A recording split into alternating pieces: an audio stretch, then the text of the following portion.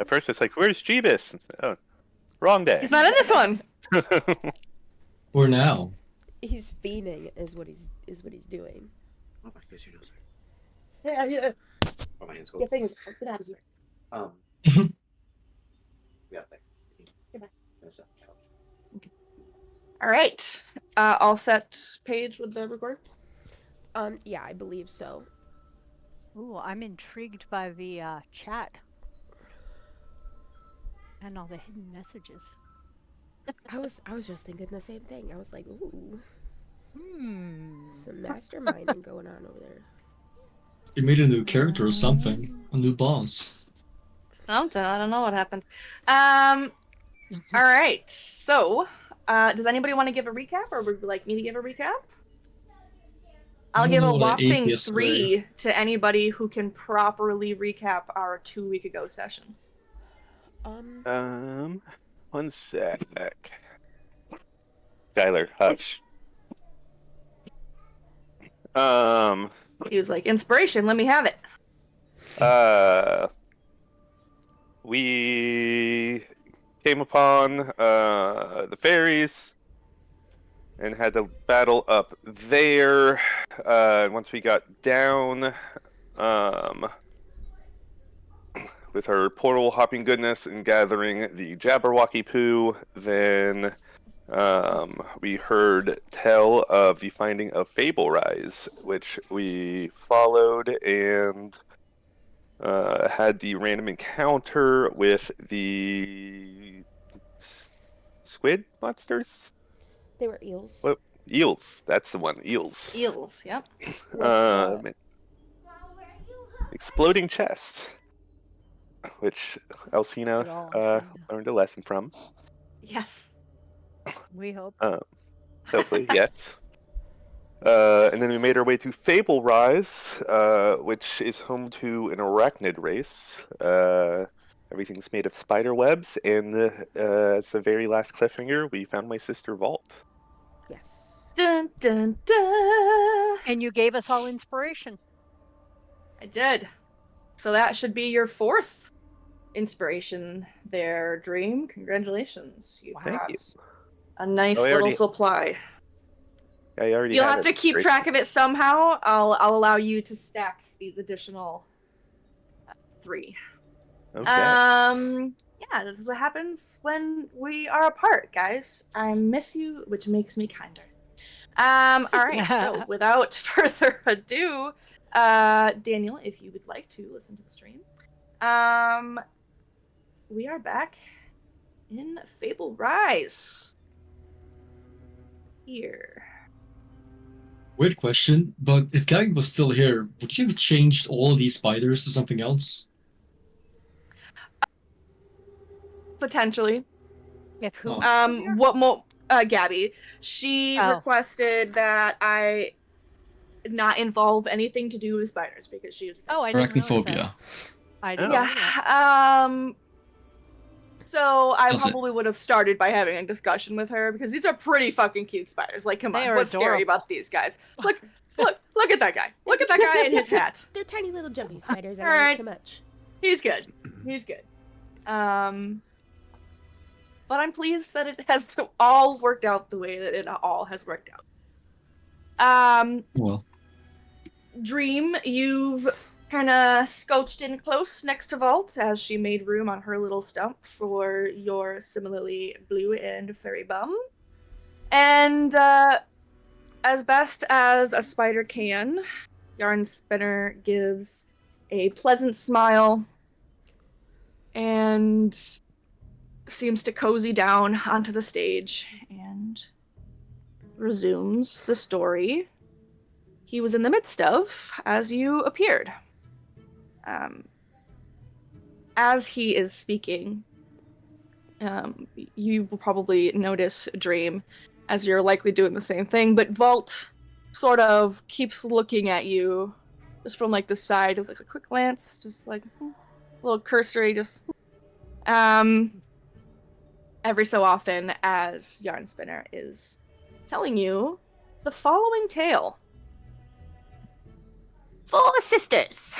1 adopted, each took turns impressing their mother. The first sister put on a grand performance with dolls and marionettes, making them dance and fight. The second sister crafted an exquisite music box that sang melancholy songs. The third sister gifted a stuffed Cheshire cat with pearlescent eyes. The adopted sister stepped forward with nothing, while her sisters sneered and giggled. The third sister poked her ribs and cackled. What do you have? A daughter's love? You're not even her daughter. The three sisters all roared in laughter. The adopted sister said nothing. The mother said nothing. Then, taking the music box from her mother's hands, the adopted sister wound the key backwards, playing discordant tunes in reverse. Taking the marionettes, she walked them in widersheens around the third sister. The sisters stopped laughing. Suddenly, the third sister's face contorted like her stuffed Cheshire cat. All at once, she began to sneeze. Not once, not twice, but continuously, without control. And as long as the adopted sister walked widdershins, she continued to sneeze. The adopted sister smiled at her mother, while her sisters were silenced in shock. And the mother was most impressed indeed. And that goes to show you that it may not be the most usual of thoughts or tricks that impress those around you. Do not try so hard to be anything but who you are. Ah, well, you have all been such a wonderful audience. Please, let me provide you some refreshments. And his little leggies begin to wave, and he, out of thin air, supposedly, provides a plethora of food that appears on little tables all around the edges of the auditorium. Whatever you could possibly desire, it's likely there in some way, shape, or form. And he takes a little spidery bow as he begins to stand up. And he begins to sort of like crawl over his long legs, and he gives you a bow, Silva. Well, it has been such an honor to have the Witchlight Monarch in our crowd this evening. I do hope that you will remain for a while and perhaps hear more of our stories that we've crafted here in Fable Rise. It is an honor to meet you, Yarn Spinner. Thank you for your hospitality and this wonderful, these wonderful refreshments you have provided. We would be interested in more stories. We are on a mission, however, and may not be able to stay too long, but I was very intrigued by your story. I wonder if it is more than just a story. It seemed to have some similarities to some experiences we've recently had here in this realm, over in Hither, actually.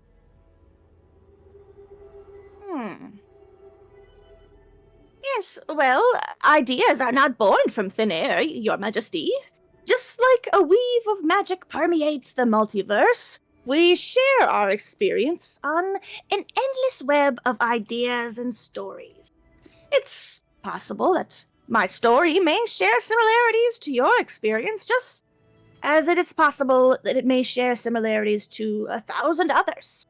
Everything is a remix. Old, new, past, future, you, me. It is better to accept what cannot be understood than to question what cannot be answered. Yes, I understand that stories sometimes things just seem to come into our brains even just from the environment, as if we absorb what goes on around us. but I was particularly interested in this story because I thought maybe it could provide some clues for us for what we might find in our further adventures. You Well, see, when we were in Hither, we encountered a hag that we had to actually destroy her in order to save some people who needed help. And one of the things that we discovered was that we had to walk widdershins around her, and that's why I'm intrigued by this story. I understand that there are two, that she is one of three sisters. So I'm wondering if maybe your story might provide us some clues for defeating the other sisters. Oh, well, that is very interesting. I can't say that I'm familiar with, what did you say, Heather? Yes, Hither. Oh, Hither, yes. Hither. I'm not very familiar with this realm. I only am very slightly aware of Prismeer as a whole, and my fellow Archfey who rules it, but I'm certain that there is much to be gleaned from stories, and my stories in particular. They are the best stories in the big wide multiverse. I'm sure you and all of your friends would agree. And the rest who have been here and enjoying my stories for some time. And the little fox and the bear and Vault, who is still just kind of sitting and listening. The fox and the bear are eagerly going to grab their little treats, as is Garthbrook. But they are all nodding their agreement, and they seem very pleased and happy and enjoying their time listening to Yarn Spinner's stories. Well, again, thank you for the story, and I'm going to think a lot about what happened in it, and perhaps it will help us on our trip. So thank you. You're very welcome. And you and all of your friends, you are invited to please take in all that my realm has to offer you. This place, my little corner of Prismeer, as it were, is here for your enjoyment. So, the library, it's not that far down, has stories of forgotten things. Everything is yours to explore, but if you might all huddle in closely, I just wish to mention a small matter. Don't want it getting out. And he makes himself the smallest giant spider you've ever seen. He gets real small, and he bunches his legs up and blinks his little eyelashy, blinky eyes. Well, my lovely scribes, bless their hard-working little hearts, they have been quite stressed, shall you say, ever since the dreadful typesets for the printing press were taken from us. Well, they've been working around the clock to keep up, though their little legs are quite weary. So if you happen to run into them, please forgive any, shall we say, slightly frazzled behavior. It's all in the name of keeping things running smoothly. You understand, yes? Yes.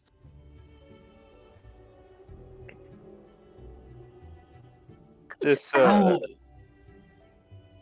go ahead. how is it that you talk? How are you talking to me as an arachnid? Well, I think quantifying me as simply an arachnid is, well, it's a little small-minded, my friend. I am more than just a very large spider creature. I'm the Archfey protector of Fable Rise. So you are a fae, then? An are not Archfey. most things in Prismeer? That That's a bummer. I was hoping you'd be a unique species, something new, something researchable, something groundbreaking. But well, you are just a fae. Bit of a bummer, really. I'll just wait over here. Oh, well, sorry to disappoint you, but hopefully there will be something of interest for you here. But yes, I I hope do. so, too. I do pride myself on being the archfey of this realm. It is mine and mine alone, and something that I take great pride in.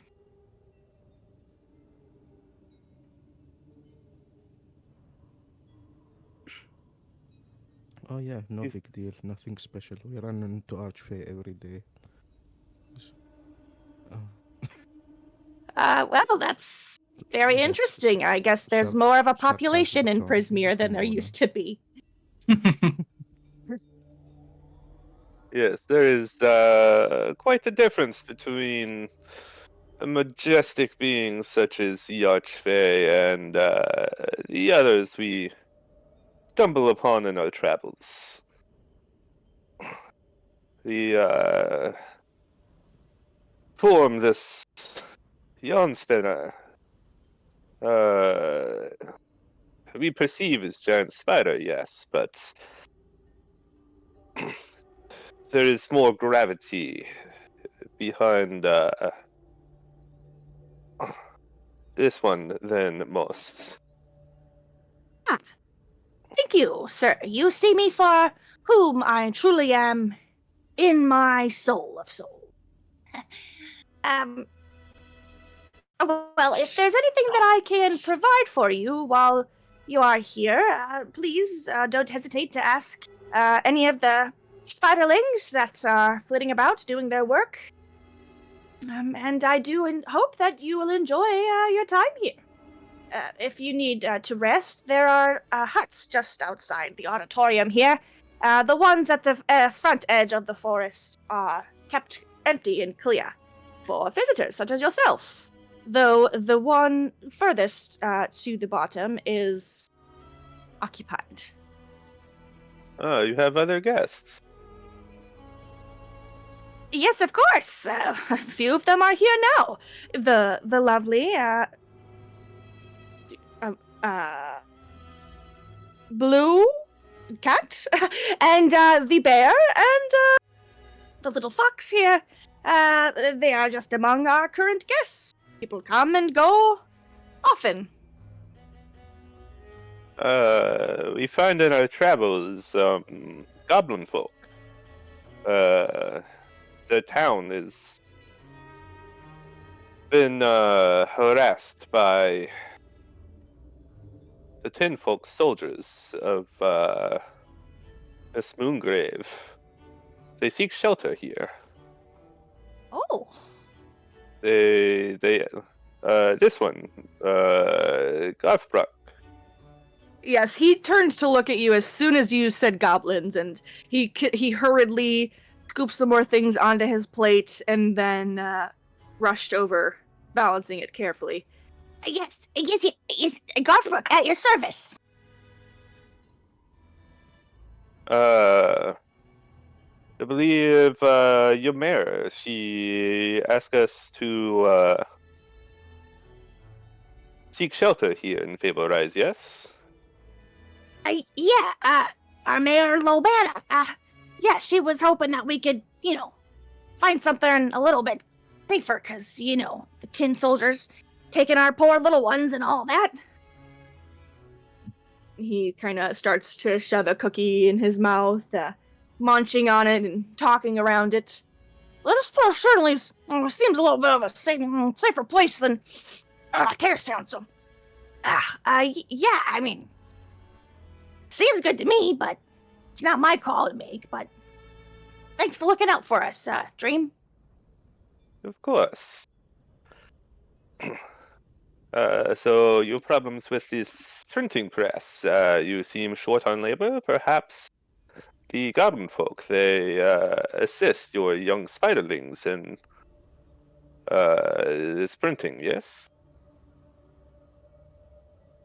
Well, it's certainly an idea. I'd be willing to entertain it, but I would be happy to provide them sanctuary here and watch over them, protect them. This place is, well, everyone is welcome in my little web in the multiverse. It is most Ah. grateful of you. Yes, well, perhaps we can discuss it in the morning. I have some work to finish this evening yet, so if you don't mind, I will leave you for now. But like I said, if you want for anything, please do not hesitate to ask. Did Alright. you call it Web of the Multiverse? Yes. This place is my little web, and we do live in the multiverse, don't we? Hmm. Have you considered the name Spider-Verse? Okay. You know, I think that there might be a trademark issue with that, but I could certainly consider it. It's a good idea. Really rolls off the tongue. I've heard good things about the Spider-Verse idea, yes. Well, the crowdsourcing seems to be going in your favor.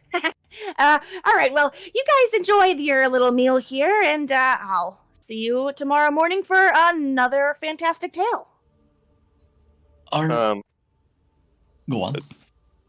Out of character real quick, No. because I know setting is a bit different than if it was a darker thing, not accepting anything from Fae is usually a good idea. With Good Dream's call. research in the past years leading to this, is that a thing for this situation? Give me a history check. Not Arcana? I like Arcana a lot better.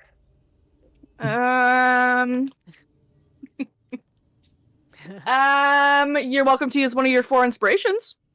Sure. I'll allow for that one. There we There go. Much better.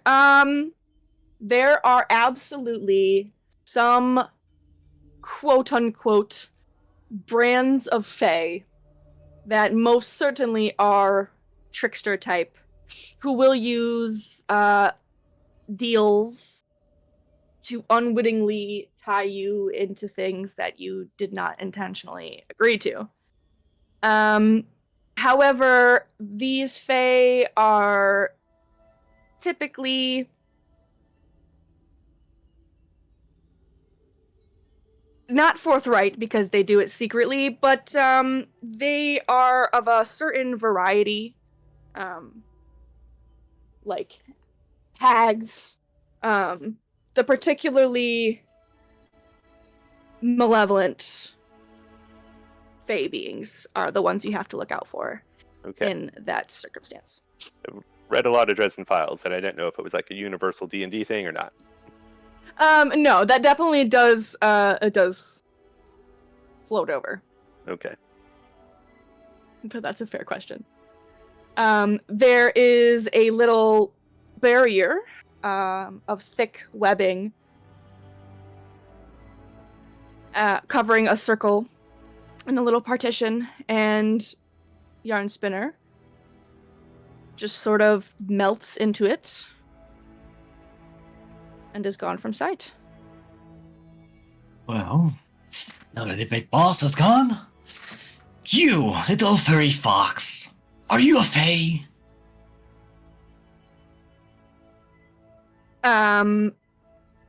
Whom are you speaking to? This one over here? Yeah. No, I'm a fox, good sir. A talking fox. So you are not a Fae, but you are something organic. I have no idea what that means, but I am not a Fae, and well, I have to be honest, I don't actually remember why I am this way. I simply was one day. but I have to say I enjoy this existence far better. I've got a fine set of spectacles thanks to Yarn Spinner and all the food that I could ask for. And it's not a bad place to be. So, you are a special kind of fox then. Because you see not many fox are this intelligent. No, you might even, be eligible for some human civil rights and all such. So I'm a bit disappointed, but at the same time, I am very excited. Say, do you have any dreams?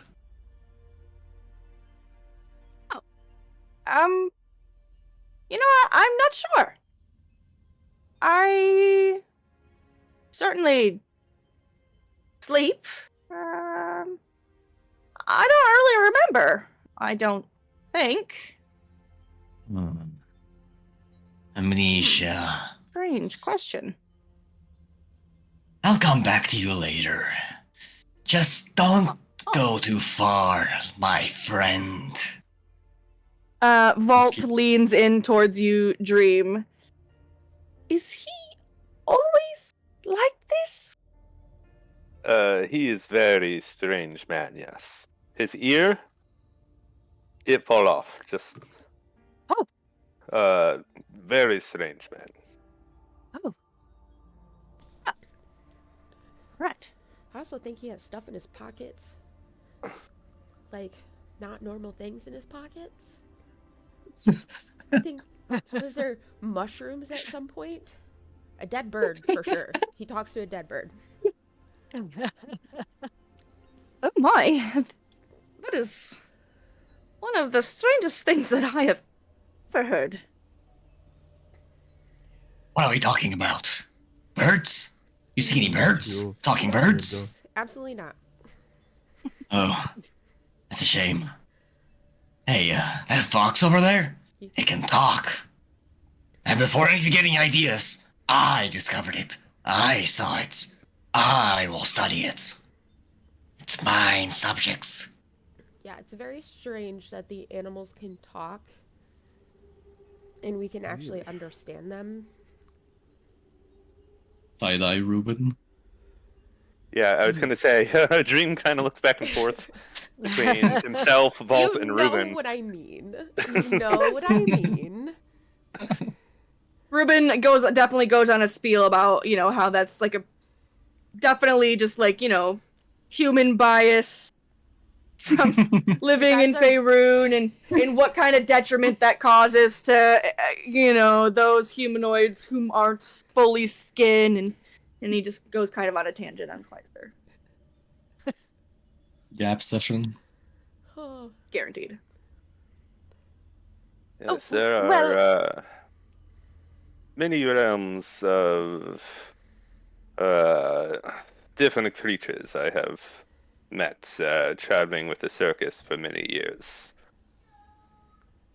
Oh, that sounds exciting. It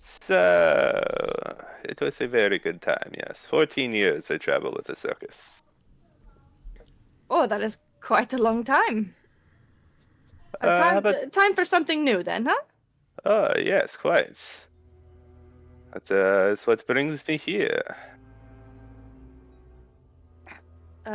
Well, Um, that is very good for you. I hope that you have as nice of a time as I have had here. how long have you been here, young one?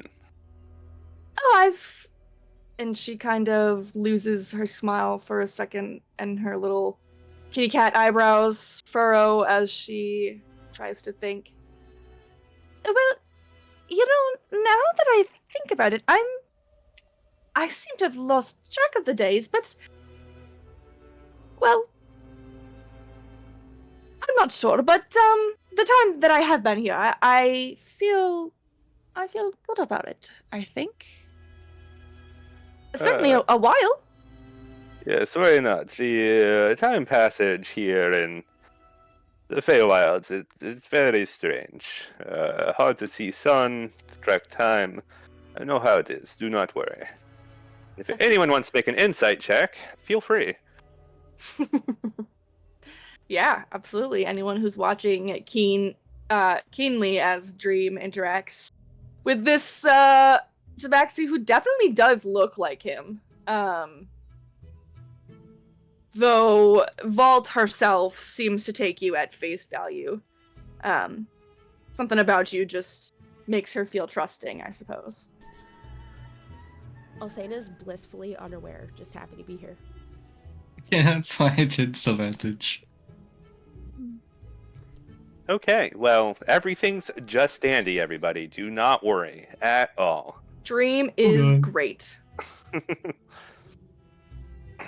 Hmm. Well, it has been lovely talking to you. I am going to retire and read for a little while, I think. But perhaps I will see you tomorrow for the next story. Yes. We spent some time here. I'd like to go on a walk with you, learn your story. It's very rare I find another Tabaxi Oh, here in the Feywilds. sure. That sounds lovely. She seems to sort of be uncertain about it.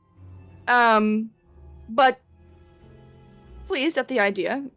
You certainly are not incorrect in the fact that there are no other Tabaxis here.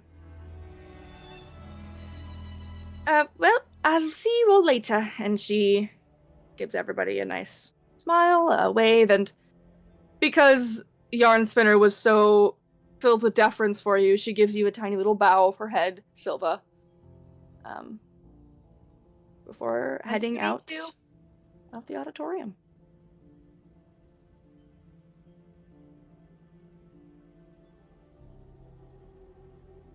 And you are left with the sounds of a munching bear and a munching fox.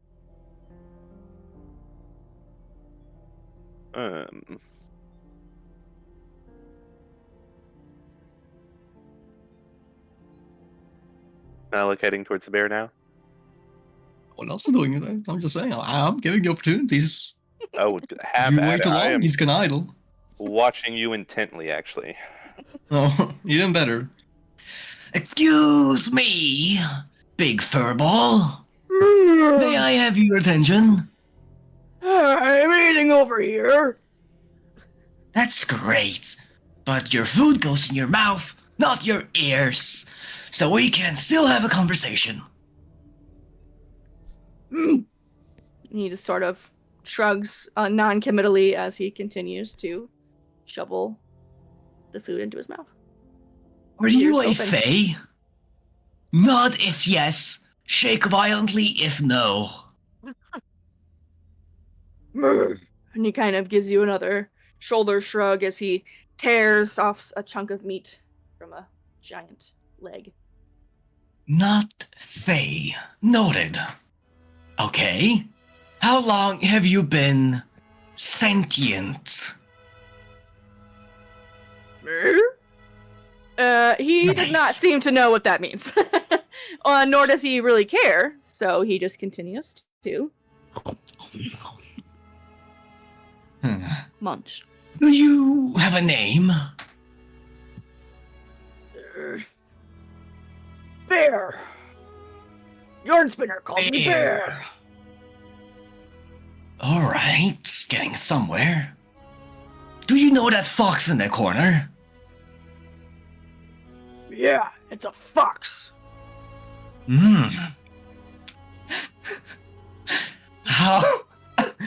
How inquisitive. Oh god. You're doing great, Malik. I'm trying to keep character. No. Struggling. Would you mind if I pricked you lightly for a test? I don't like tests. I don't do good at reading. Okay, but would you viciously maul me if I pricked you? What's a prick? Can I show you and you promise you won't kill me? No. But you can Well, I show guess- me.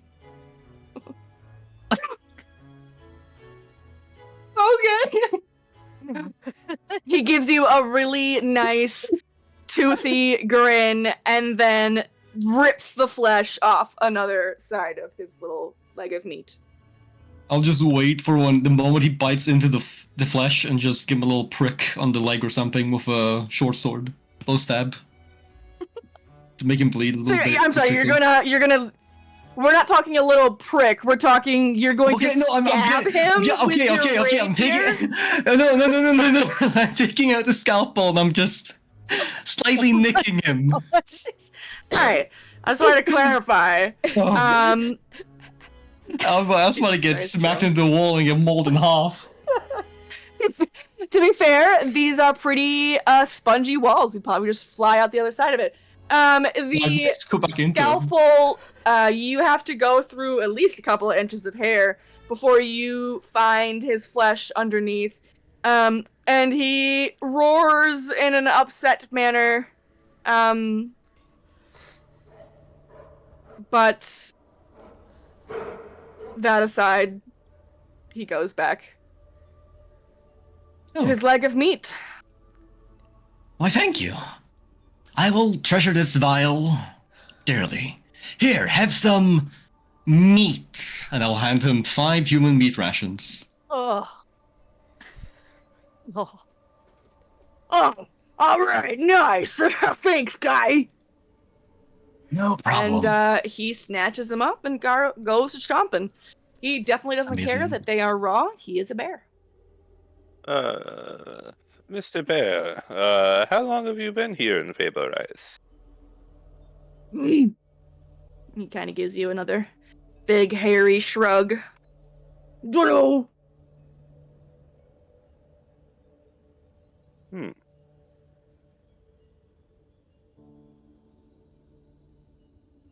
Okay. I'm not good at counting either. I believe I will go look in this library the yarn spinner told us about. The bear just turns to go back to his little munching. This is probably the bear's favorite time of day. The post-story food. Oh, I get Conjuration. something. Hey bear, what's your favorite meat? Whatever this is. Oh no! I like fish. Yeah, fish is good. Flaky. Yeah. Greasy. Oil. See, I'm the only one who asked him a question he can actually answer. You guys were like, what's the square root of 57? I don't know. Like, he's like, bro, I don't know. He's not Look, a bear man. person. He's a bear. I'm just like, one of my social flaws is social situations I suck at. It's one of the character flaws. Grim, besides post-story hour, what time of day is it? Like, how tired are we? You guys are not especially tired. You went from Terrace Town right up to the floating isles, didn't spend that much time up there, then came down and walked for a little while. So like midday. Yeah. Okay. Even maybe just before midday, even like energy-wise. Okay. I want to also go investigate the library, and I want to confer with you guys about what. Did you hear that in the story about the Wittershins? Do you think this is an allegory for what's going on here? What is Wershin? Oh, that's right. That's right. You joined us after. So when we were in Hither, we had to fight Bavlorna, right? Yeah. Mhm. We had to fight Bavlorna, who is Scabatha's sister. And the key to defeating her was that we had to walk Wittershins, which is counterclockwise. We had to go around in a circle counterclockwise, and she was allergic to that. And that made her more easy for us to defeat. And so it sounds like in the story that the adopted sister was able to use that against one of the sisters. So I'm wondering if the other things that were mentioned in the stories are the keys to defeating Scabatha and Endelin. I remember she turned the wind up. She turned the wrong way. Scabatha, yeah, has the key in her back that turns faster when she's something. When she's upset, when she's I don't remember. I have a note. You know what's funny is you never remember that part, and it's like the I most know, important part. every She's either time happy I forget. or she's upset. Like there is no in Right. between, and you're not sure which one it is. And I think that's Every time. Every time. I still can't find it. Somebody remember for me. I believe it is when she is excited and spins rapidly, yes? And then like Grim is like, is Hmm. that right? All right. Control F key. Nope. Can't control F on this thing. Dang it. But yes. Anyway, it has something to do with that. We don't need to know it today. What was the other part of story? I don't. As you can see, I have a problem with my memory. So I was hoping that we could go to the library, find a book or something that Yarn Spinner's story was based on, and get the information from there. Or we could just ask Yarn Spinner to tell us the story again. But I'm guessing there's more to it, and that the library is going to be able to give us more about that. That is a good conclusion. I love libraries. Let's go. Yeah. Which of these buildings was the library? I don't think we know that. I was going to ask the spiderling that was out here, but it disappeared. He run away. All right. I think that Should we this just building poke that around? is shaped like a book. Oh, I don't there know. you go.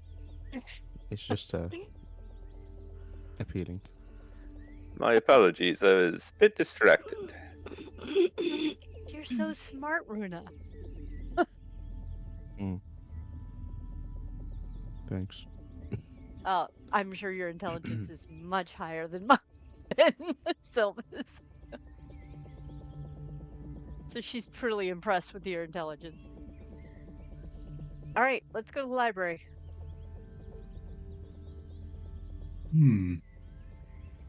Wait! Eh! A skinny guy who can't run, no cardio. Dream is going to grab Runa's hand when she starts to walk by. Well, Runa, stop. Runa's already in the library. Yeah, I mean, if you grab her hand, she'll stop. Mr. Runa, Yes. have you noticed that nobody here realizes quite how long they have stayed? I do not know if we are safe here. You think there's in this particular place, in the spider den? Or just a case in the whole Feywild? Do not know, but with your magical abilities, I did not know if there is a way for you to investigate perhaps latent energies in the air.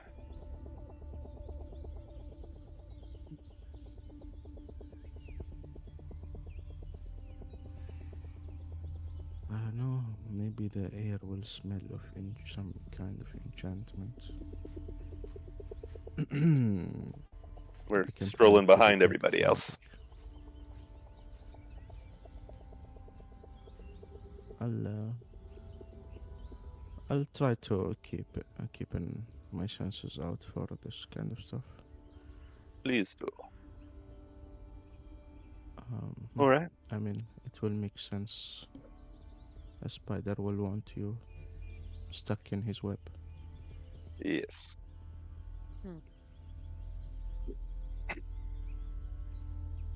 All right, in the library. All right. You guys head up, and there are two little spiderlings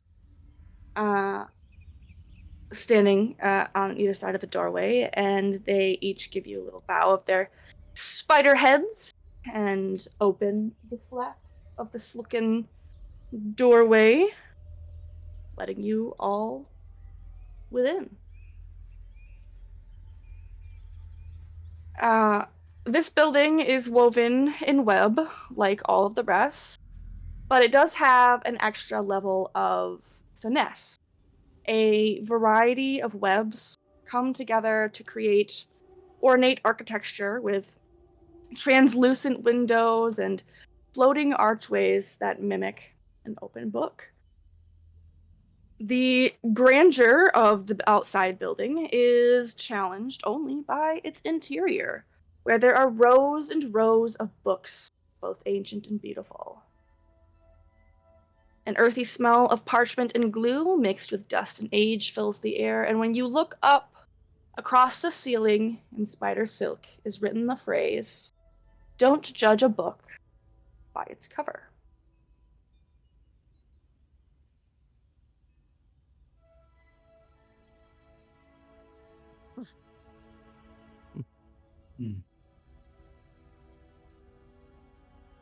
Does any of the books have any aura around them? Because funny detect magic.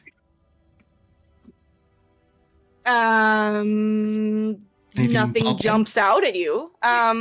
Everything is like organized by like different categories. None of them say super magical. So it's not quite so obvious as all that. But you've got like adventure, classics, fantasy, fiction, self-help, and uncategorized. I meant like if they were enchanted books, like an aura around them. None that you can just innately detect. The little guy here, he is holding a bundle of books in a couple of his spidery legs and shuffling slowly around the area, placing a few onto the shelf and pulling some down.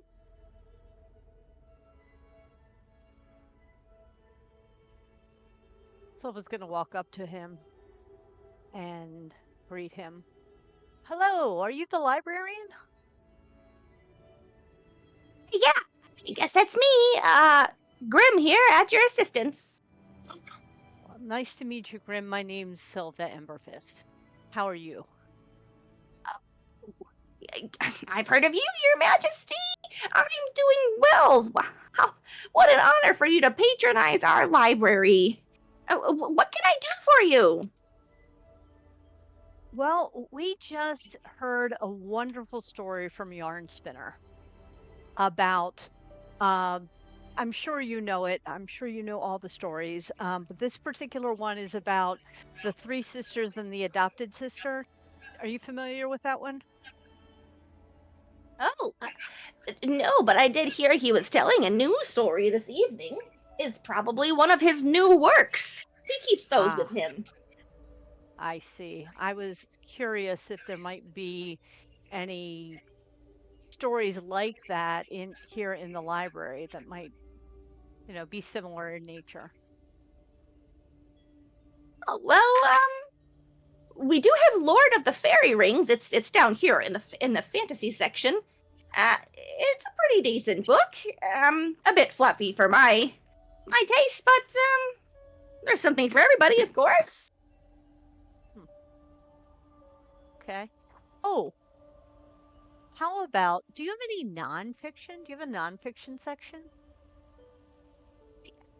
Sort of, yeah. We've got the self-help would be nonfiction. That's not a story. And we've got a bunch of different ones here in the uncategorized that I haven't quite gotten to yet, but I'm working on it. There's just so much to do. Not enough time and not enough of us spiders. Yeah, there's always more work to be done than there are hands, unfortunately. Do you So there's no history section or anything about Prismeer or anything like that, unless it's in that uncategorized section. Yes, that's right. Though I'll save you the trouble, and unfortunately, we don't keep histories on hand. Fable Rise is more for stories and entertainment than it is chronicling. Okay. Well, thank you for your time. Oh yes, of course. And if you need anything else, just let me know. Would you mind if I just Don't took a look in ask. the miscellaneous section just to see what's there? Oh, Just browse? please. Yeah, take a look around, whatever you like. Just make sure none of the books leave the library without talking to me first. Oh, of course, we would never even consider such a thing. Right. I want I to wanna- ask if they Yeah, have go ahead, Myrna. any arcana books, things about magic. See if I can learn any new spells. Oh, you know, it's not really something that we keep a hold on either, but now that you mention it, I did see a spell scroll around here somewhere. Ah, right here. And his little spidery leg reaches up to the top shelf and pulls down a dusty, crusty scroll, gives it a little blow off somehow with his spider lips or something, I don't know. And he hands over a scroll of borrowed knowledge. Borrowed knowledge.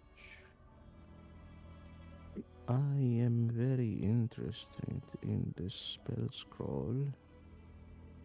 What do Can you I have do it? with books that come in that do not quite fit what you collect here? What do you mean, books that come in? I mean, I would assume you find your books elsewhere? Or do you write all these yourselves? Oh, well, I don't do any of the writing. Luckily for me, I'm just the librarian. But, you know, the other spiderling scribes, they're working hard. Gosh, just yarn spinner have mercy on them, but they have been working night and day since the printing press, the typesets got stolen, and so yes, they do write each and every one of these books that you see in here. Most of them were printed on the printing press when it was in service, but now the rest of the new ones, well, they're all handwritten by the scribes here. And how long ago this typeset had disappeared? Oh, it's been a while, that's for sure. Probably a few months. That is most unfortunate. Yeah, they're real tired over there in the scriptorium. I imagine that is quite the task. I'm disappointed there is no history. I would like to know how this town came to be. Oh, well, I can answer that one for you. Yarn Spinner wished for it to be, and so it was. That is the power of the Archfey, yes, I suppose. And great influence over the realm. Yeah, bit of an anticlimactic story, but he wanted it, so he got it. And I have to say, I rather enjoy it, so I guess I'm pretty thankful for that.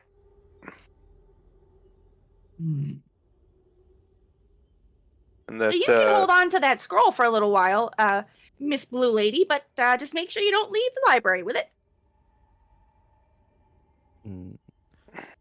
If I will learn this spell, and what will happen to the scroll? If I spend time learning the spell. You could copy it down. Yeah. Okay. So just copy it without the scroll will not be destroyed or anything. That is correct. I would have to look up Okay. the rules specifically around that. But Well, yes, it is, you can just it is write. a You can just like divination copy spell. this spell. It will take me half the time only. I think it's like X number of hours per spell level plus a gold cost. Yeah. Which is Something along those lines. for a second level spell. What will be the gold cost?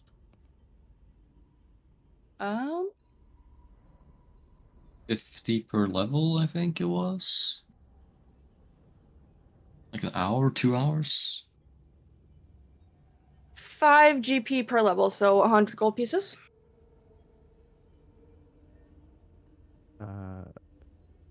100 gold for a second level. Yes, and it will take 4 hours. So if we have that, will be 50 gold. Wait, yeah, wouldn't it be 10? What? What? 5 Where'd 10 per come from? level.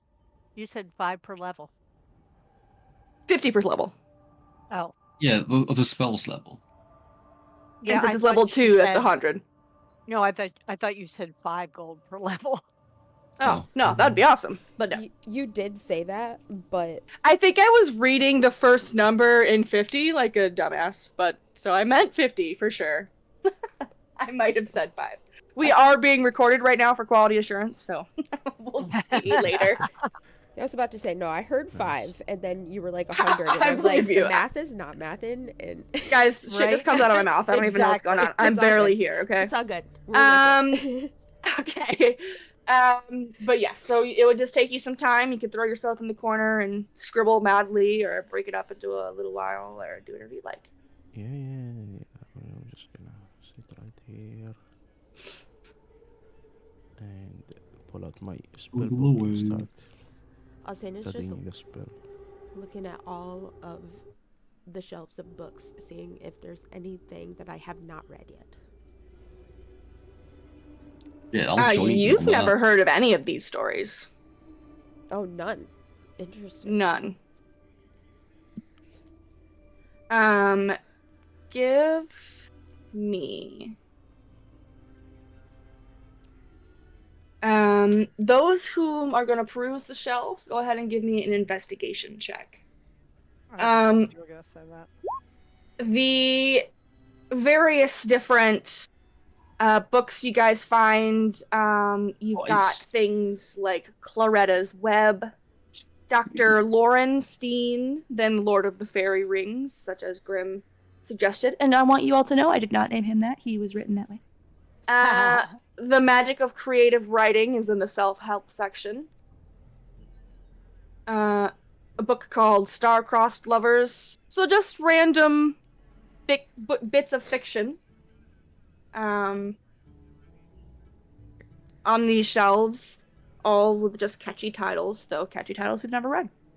And you find nothing amiss with this library as you peruse those shelves.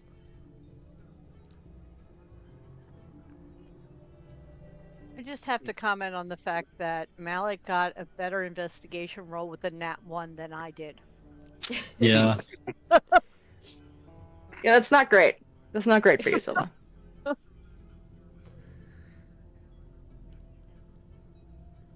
Oh well. This is so interesting. Is there anything about hags? You don't find anything that specifically jumps out at you as being involving a hag. Shit. Though, as you guys have all been walking around, you have enough eyes at this point to pretty accurately determine that none of these titles on these shelves seem like they relate to what you guys are looking for. Any of you, like, nothing is jumping out like, oh, hey, we did that, or hey, that sounds Yeah. familiar. So nothing seems like it's calling out to you in relation to your own lives. Okay.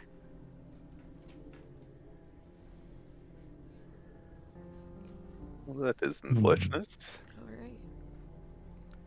I was sure there'd be stories written about me by now. I mean, just write your own stories. There you go. Wait, isn't that Dream's job? Not much of a writer. Ah. Stories, yes, I do. Not that kind of bard. Unfortunately, not, no. I enjoy the performance. Little spider on the wall. Do tell, do you know anything about hags? Can you read? Are you a fae? Am I a fae? I mean, I guess. I think I'm a spider, but no, I don't know anything about hags. What's a hag? So, you see, imagine a big thing, and it eats children. It can cast nasty spells. It has warts. Ugh. They have interesting hobbies at times, such as taxidermy. You know, Oh. like making statues. Let's see, what else do they do? Ah, yes, they also have a affinity for magical tinkering, making cursed objects that can be helpful at first and then very detrimental. Personally, I am very interested in hags, especially their hag magic, but it's very gate-kept. I find it a bit rude. So, if you do come across a hag, please do tell me, in some shape or form, and I will, I don't know, I'll give you something from my pocket, I guess. Oh, well, if I find a hag, I'll probably run really far away. You made it sound kind of scary. Don't think I Oh would yes, do very horrifyingly well. so. Probably would kill you and use you in the potion, yes. Oh, yuck. I hope that never happens. But if it does, well, you'll be the first one I tell. Yes, that is great. Thank you, little spider fellow. Though, you said you were not a fae, so I might come back for you later. And we might have a little Oh, talk. I hate to know what that means. But, alright, see you later. Yes, later. Jesus.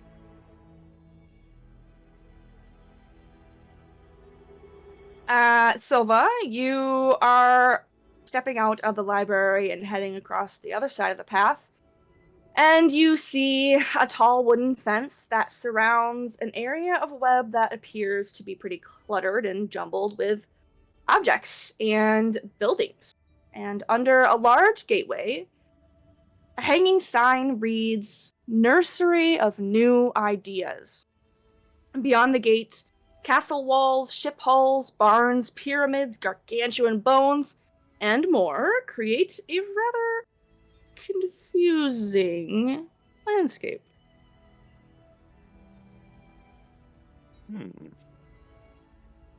Does it appear like it's some kind of playground?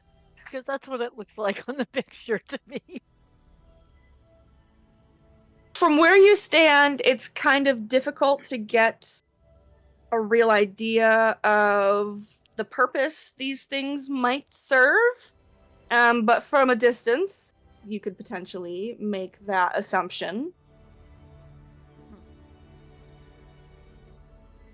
Dream, you stride past Silva and Alcena and through the archway, and as you do, there is a piece of jutting stone coming out from the webbing, and the moment your little feet cross the threshold, it begins to rumble and tremble before it glows.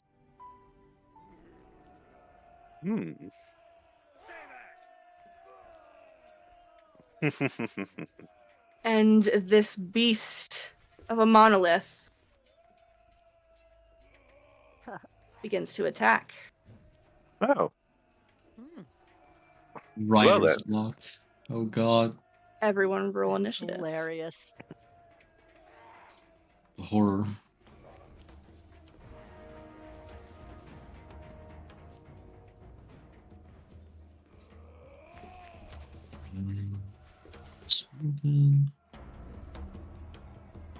Spell of has advantage.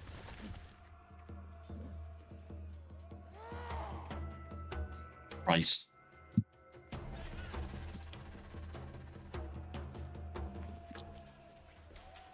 Not Well, not the best apparently- on initiative there. I mean, we're all above 10. That's actually really fucking good. Not me. Oh, I didn't see you. Yeah, Sorry. yours.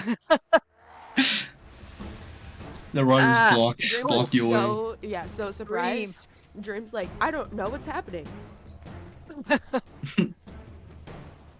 A living rock? Dream, you are very surprised as this rock suddenly cracks into life and begins to slam into you.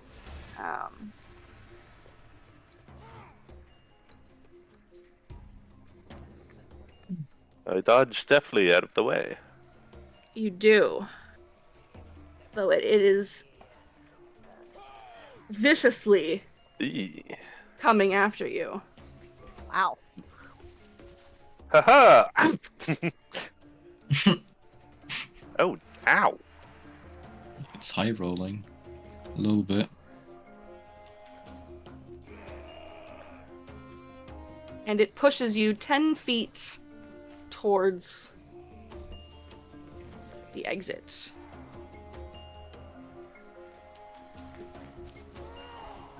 Silva, Lord. you watch as the stone rumbles to life and begins crushing Dream. What do you do? I am trying to figure out what the range on my Radiant Sunbolt is.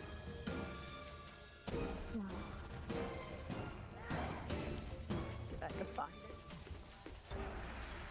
Okay, 30 feet. Okay, so is the distance what it says it is? It is. Yep, I made sure that was accurate. Okay.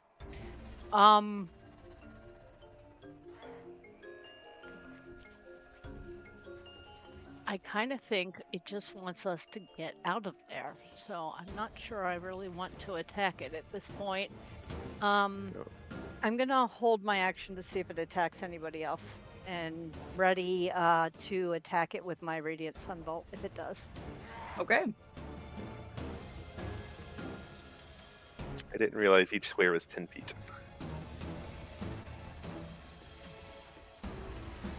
Yeah, I had to do some wonkiness to make the thing accurate.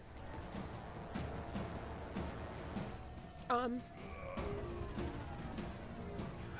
not really sure what to do either. I'm gonna back up a little bit, actually.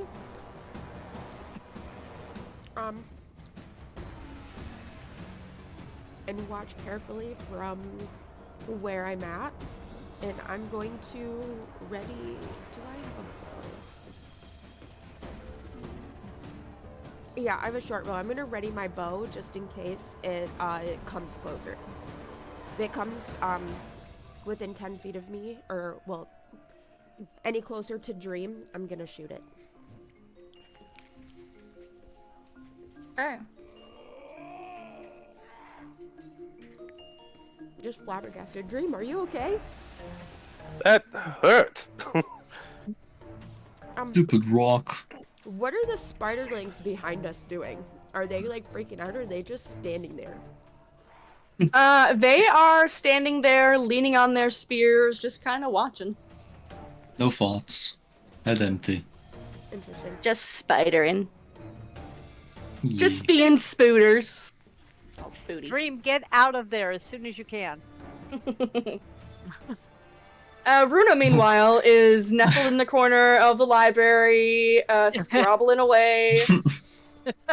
Just, doing Runa things. You most certainly hear a sudden commotion outside, probably a yelp of surprise.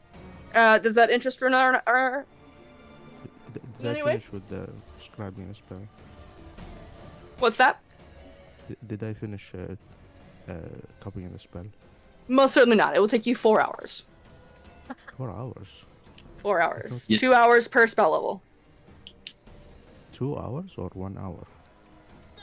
It is 2 hours per spell level, and since it's a level 2 spell, it will take you 4 hours. But it does take me half the time since it's a divination spell. Oh, does it? Then it will take you 2 hours, which it has not yet been. Okay. You're about halfway there. Because, I figure you grabbed that spell scroll pretty much at the beginning of getting into the library, then everyone looked around for a while. So you're about halfway through, about an hour in. Okay. Rona's not gonna move if she didn't finish. Runa's got stuff to do, guys. That is fair. All right. Okay. Melick! It doesn't sound that serious out there, so. I mean, we'll see. Oh, Dap screams. Not yet. He will Scream hold for her, action. She'll come. Yeah, he'll hold action, Mind Sliver, and Ruben will hold action, Toll the Dead. Okay. Trigger being until someone casts a spell. I will not be overcome by writer's block. I'm the greatest performer of the Feywilds. And I'm going to fight this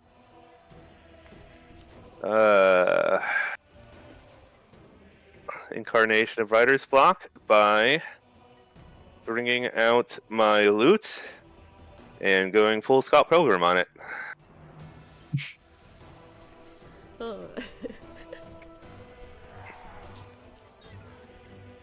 Okay. And we are playing it a song. Yes. Showing it, I am creative, and I come up with a ditty off the top of my head. Are you moving? Not yet. We're gonna see what happens. Yeah, so you begin to strum on that lute. And as you do, the rocky element roars in what might assume is pain, and takes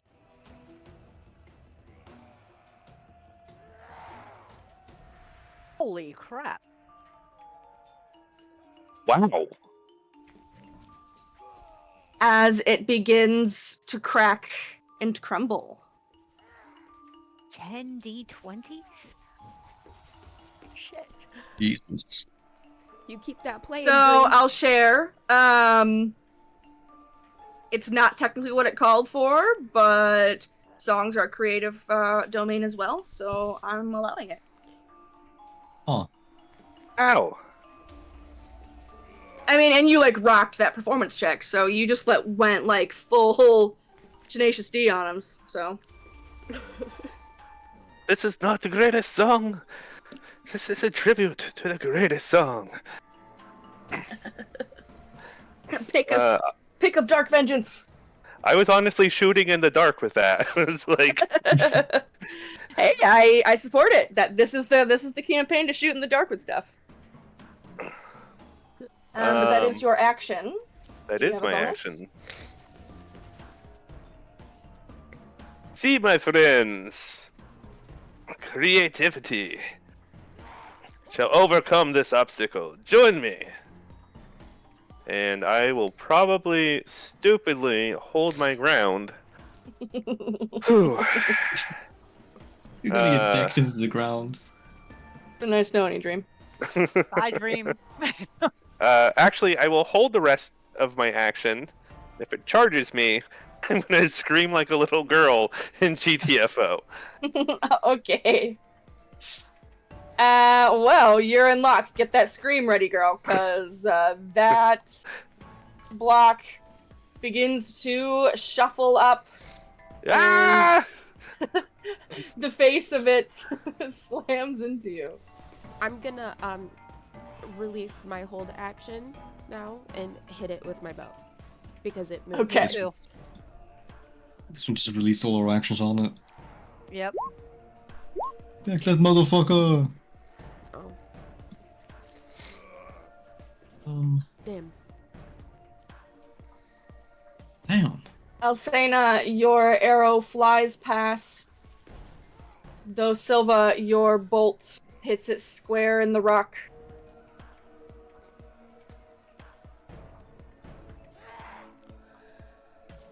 Square in the rock. Oh my god. Son of a bitch.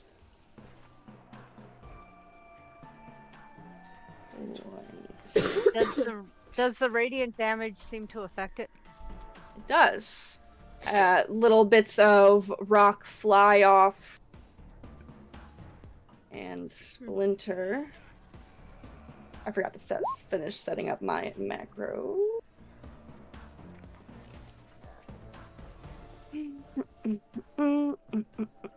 What is that? A save? It is an intelligence save. And a 15 wisdom save.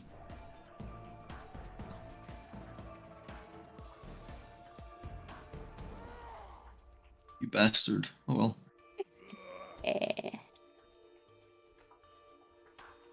Make your wisdom save then. Yeah, not so funny now, is it? 12 necrotic damage. Bunny man to the rescue. All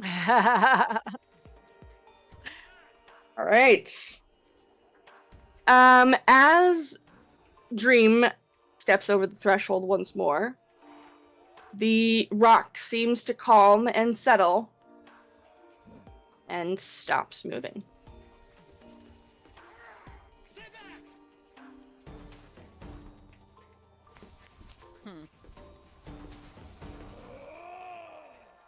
Dream will take the Tam Tam that he almost always carries in his tail, and passes it to Silva.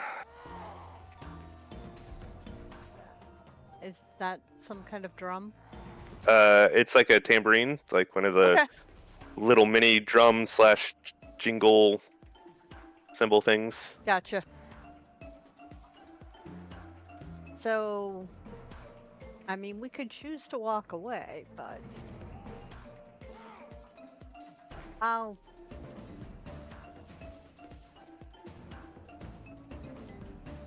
go ahead and shake the Tam Tam and do a little very, very awkward dance in a circle.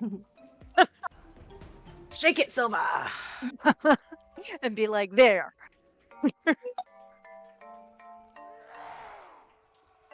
I don't know, is that a performance check? What is Yes. that? Okay.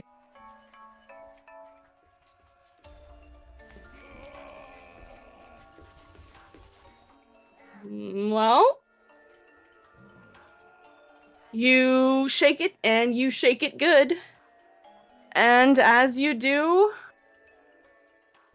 the rock bursts into a shower of gravel. Da-da-da-da. Impressive. Asena just claps Silva- excitedly.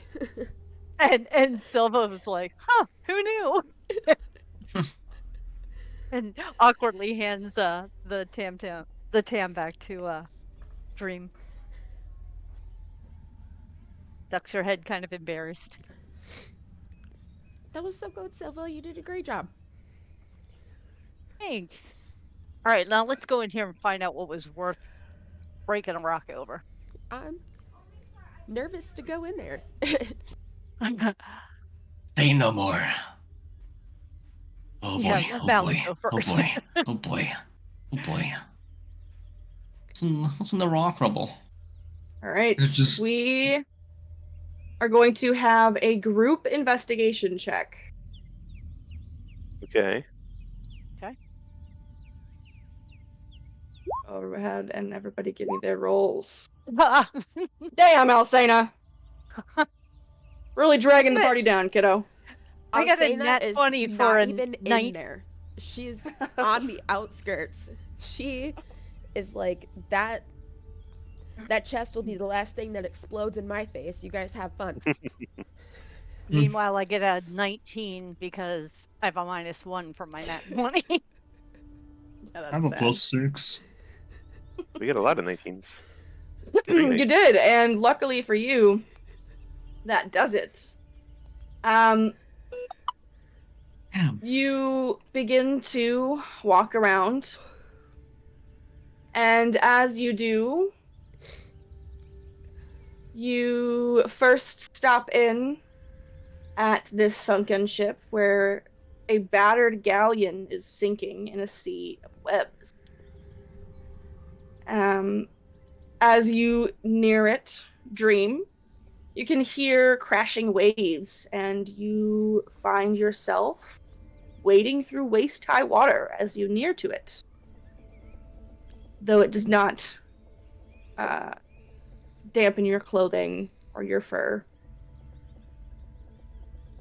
The rest of you look around the area. You stop by the dilapidated farmhouse that has sunk into the web at an extreme angle that makes each room extremely disorienting. And upon entering the doors, the shutters begin to bang loudly and the floorboards begin to creak. And a disembodied voice begins to echo through the walls as a creature materializes in front of you all.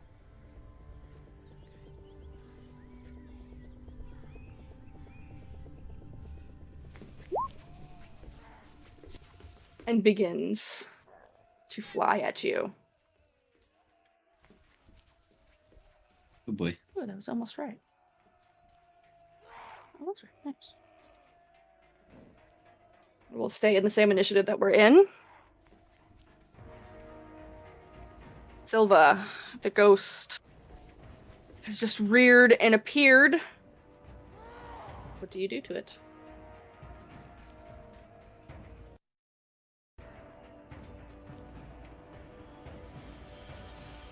Sorry, how far away from me is it?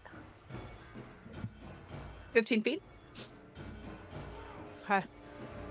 And it's coming toward all of us in general? It is. It is flying. Well, it doesn't really fly, it hovers, but it is hovering, and it does seem to be just on a collision course. All right, I'm going to step forward to close the gap and attack it with my longsword two-handed. Okay.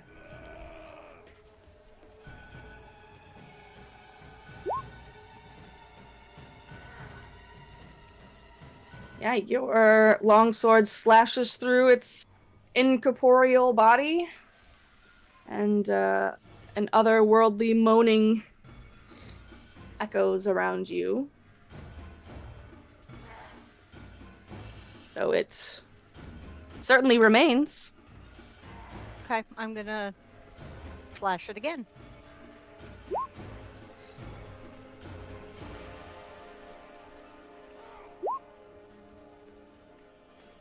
Good God. Okay. Still doing okay? If so, I'll Technically, yep, it I'll is punch. indeed doing okay.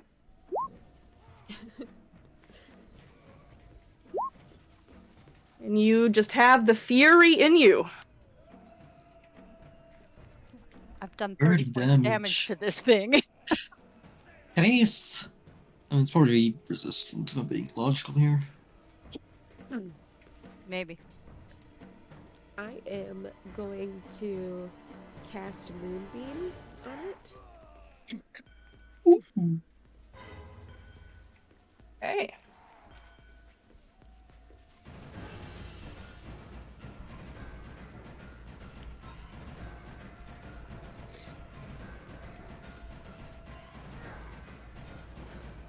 On save and roll 2d10.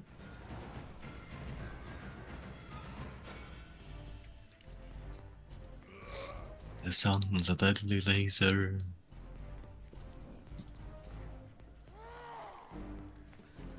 Okay. It does indeed take some damage, though it still stands.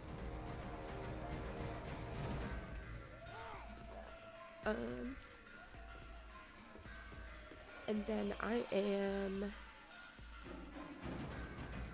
No, never mind. I can't do that. That's it for me.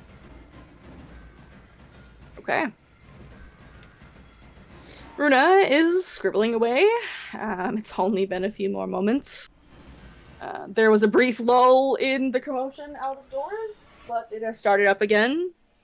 So I'm sure Runa is hardly surprised to hear that.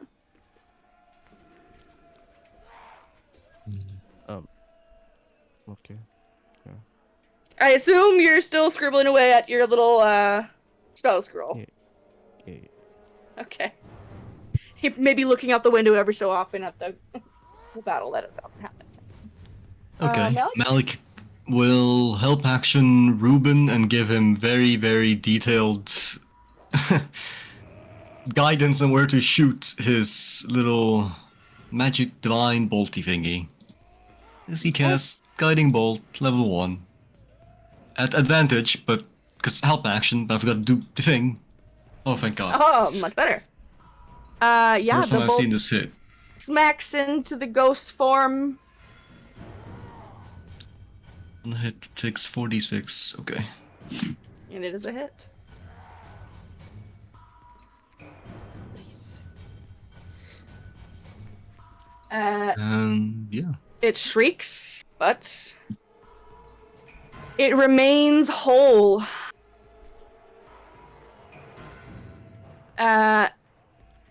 It screams, and Silva, save. please make a charisma save. Oh. I thought Moonbeam. Isn't that still active? First time, or starts his turn there. Yes. Is engulfed in ghostly flames. That is correct. Rules, lawyer. Nope, I like it. Which Thank one's you, the I think you- moonbeam? That was 13? You must have I said didn't Yeah. realize it was his turn. No, that's... Is that the 13? Yes. Yes. It's... yeah. No. Yeah, I rolled 13. Yeah, 13. Oh, that was... I was 13 looking for Ruben. damage, 13 save. Oh. Yeah, Oh, yeah. Yeah, so as the ghost begins to shriek and swoop towards you, it does in fact explode in a burst of radiant light. Yay. Hee hee hee ha. Though the excitement is far from over, as you continue to search through these items, and you get to the dinosaur bones. They are gargantuan bones of some sort of ancient monster. Then they lie buried in this web. But as you step closer to them, Wait, A I'm deep- approaching from the back so that I'm Yes, I'm a that's little cautious fine. of the mouth. yes, as you guys are inspecting these dinosaur bones, a deep thundering roar begins to shake them to life. And from the crumbling bones rises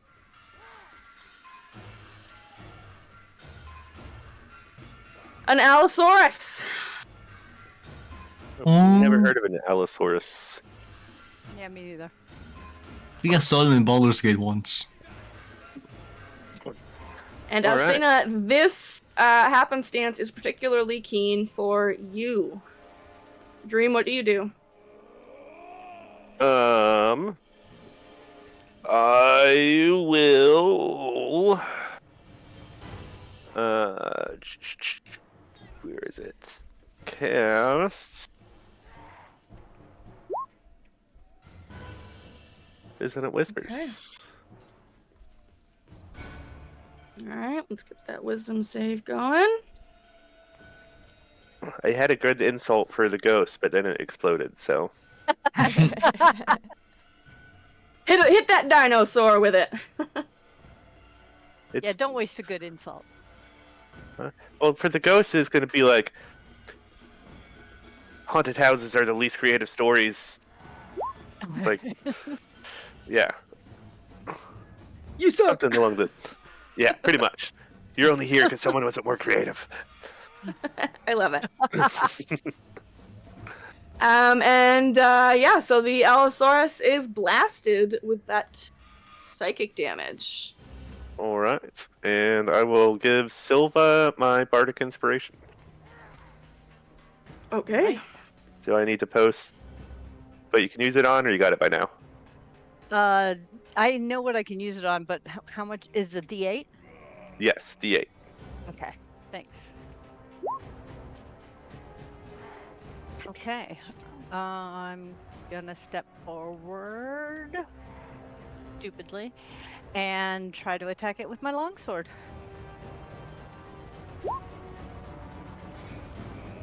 Ooh, that was bad.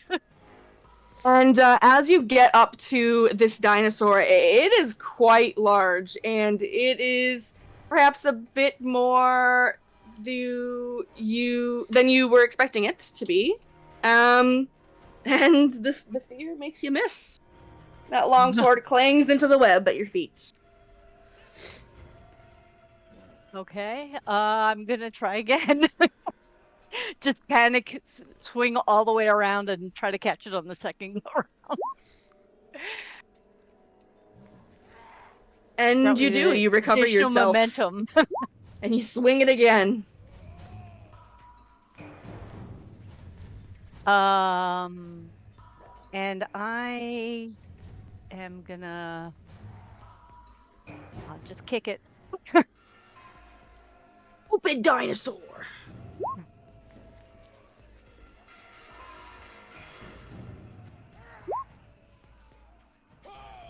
And do more damage kicking than with my sword. Funny how that works. Yep. And that's it for me.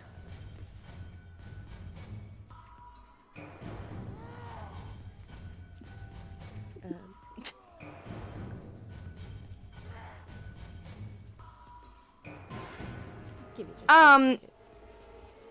Can you guys do me a quick favor? Can you guys double check and see whether or not you got charged for tonight's session? I got a notification saying that I was charged. Same. I didn't check my bank account. Just popped up in my email. Successful. Yeah, same. I don't. Okay. I don't have one, but let me go check. Is it messing up on your end? Yeah, it is real weird. It seems to have charged you guys less than normal? 1248. Or maybe they changed things. Oh, Jesus Christ, after the first of the year. Okay. Yeah, it was just all taking a hot minute to come in. And I couldn't get yeah, it to there it show is. up. Okay, thank you. I just wanted everybody to check, because I made a second session for tonight, because I thought I might have forgotten to, so I wanted to delete it before it became a problem. Don't want everyone to get charged twice. Also kind. Credit for next week. Oh, jeez. Okay.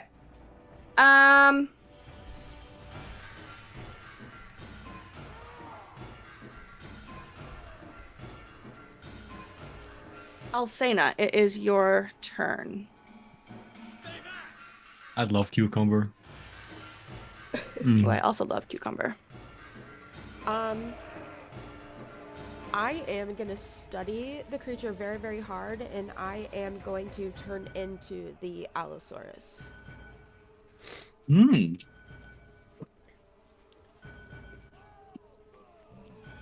I Okay. should mean mug it real hard. Please hold.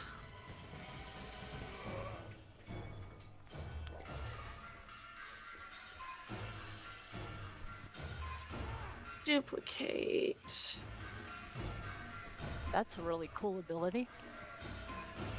Yeah, for my wild shapes, I can turn into any creature I physically see. Wow. Or any shape of a beast that I have seen before. Oh, What about So CR limits? not just now. Like, at all. In any... Yeah. Wow, If I that's have, like, amazing. seen Up them... to I a can... certain CR, correct. Oh, yeah, yeah. Yeah, that makes sense. What's your limit?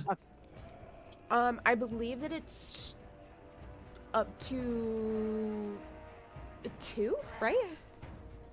Yes, I believe that is correct. Because I'm trying to think of what level. There's too many levels I have going on. Okay, yeah, and then. Oh, that's so awesome. Okay, and then I am going to pounce on it.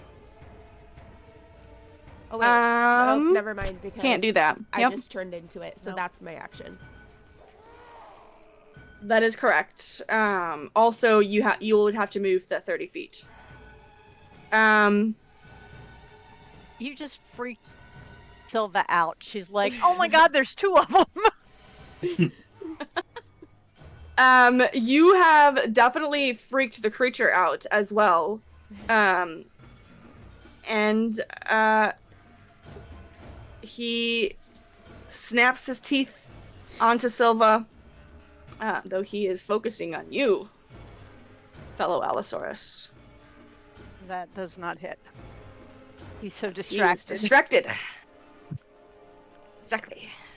So Silva mean, who totally wouldn't be? thinks that because she hit it, it caused it multiplied. to duplicate. Yeah. That's she's that's like, good. She's like, guys, don't hit it. It's gonna make more of them. Brother. Hopefully they saw Alcina. I just emerged from in between the buildings on the other side of the pyramid. Yeah, scared the piss out of me.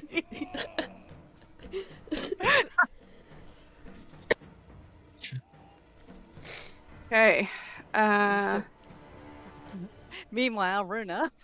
Meanwhile, Runa scribbles away, watching out the window as you guys get your asses kicked. Malik is chomping on Cucumber, and he runs up, rips off his ear, as he's very glad to see a dinosaur. Something he has never cut apart before. And he throws his little meat sickle. Hiya. I love it. Sickle made of meat. My love. Now, here's the fun part. You can use your reaction to hit it, either one of you. Only one of you can. So, you know. Okay. If, you know. I can't move my dinosaur Alcina's form. not in. Yeah, she's Out of out range? of range, so I think it has to be me. In And that I case, can use any attack. I mean, any. you can use melee one free attack. Yeah, one free melee Okay. attack. Well, it's going to be the sword then. What's this? And I am going to. Silva's just freaking out. No, that's so bad that I'm not. Even Bardic Inspiration's not going to help that. That is correct. I mean, Okay. you can try, because I can add a dice to that, a little die to it. Hold on. How much can I even I mean, add? it was a nat 1. Do we do So- that once? No, but Not I'm automatic saying, fails, but it was just no, really I'm low. saying it was a 1, and I'm adding a D8 for Bardic Yeah. Inspiration. So that. Well, yeah, It's but only- that's 8 plus 8 potentially. So I mean, Oh, that's true. Yeah. Plus more. Yeah. Why not? I think you get a d6 or a d8 from me, but I Oh, gotta wait. find out. I'm just gonna use my inspiration. Or Forgot that. I had it. Sure.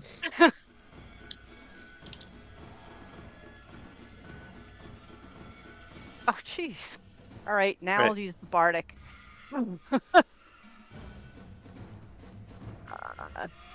E8. Yeah, trying to find the roller. Okay. 17 does so hit. That's 17. Excellent. Mm-hmm. Thank you, Dream. All right, 11. And it's leaking some blood at this point. Yay. You see your insides. Joyous. Joy. Since it's so much bigger than me, I envision it like bleeding on me, like dripping down. Gross. You're getting a nice little blood shower. Mm-hmm. Carrie. Does Ruben have a ranged weapon? No. Okay, he's just like me. Toll the Dead. Nice and simple. Okay. And we're doing this creature here? Mm-hmm. Okay, just making sure. Yeah, you know, maybe I want to kill Malik instead. Who knows? Ooh. Hey, fuck Ooh, off. brother. Okay, Wow. okay, that's mean. You leave Ruben alone, man. That's All a right. very, very wise dinosaur. Yes. Um, The wisdom is his. Ah, cucumber. I need to get a ranged weapon as well. Like we all do. Dream will use his feline agility to dart up between the pyramid and the castle wall there, and try and stab it with his rapier. That is absolutely a hit. Yay.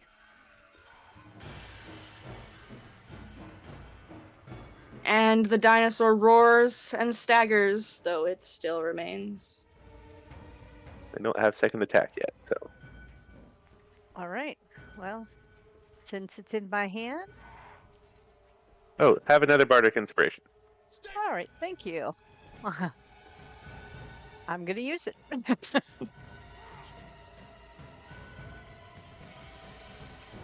You can't get a 7 every time. Yeah, Assuming that doesn't sorry, hit. that doesn't hit, no. Alright, Well, what about now? That would hit. Okay. Yeah, there you go. All right. Well, That's one of my here's dice the gone. damage for the That was first not the one. damage. Oh. No. Here's the damage. I had already started to roll the second attack. So that's 5 on the first attack, and 14 on the second attack. And you swing the sword wide, Leave that there. slice it down, and in one fell, clean swoop with your longsword, you behead Allosaurus. Hey Malik, here's another head for you. Yes. But I think it's too heavy to carry around. I'm not gonna carry this. Are you foolish? This has no value to me. Just see what's inside. And I'll start cutting and dicing and cutting and dicing and looking inside and looking inside. And I'm just gonna turn and walk away. Oh wait, As per I'm gonna usual. turn and look at Alcena very suspiciously. Wait, there's another one. I just back up and I sniff the air between us.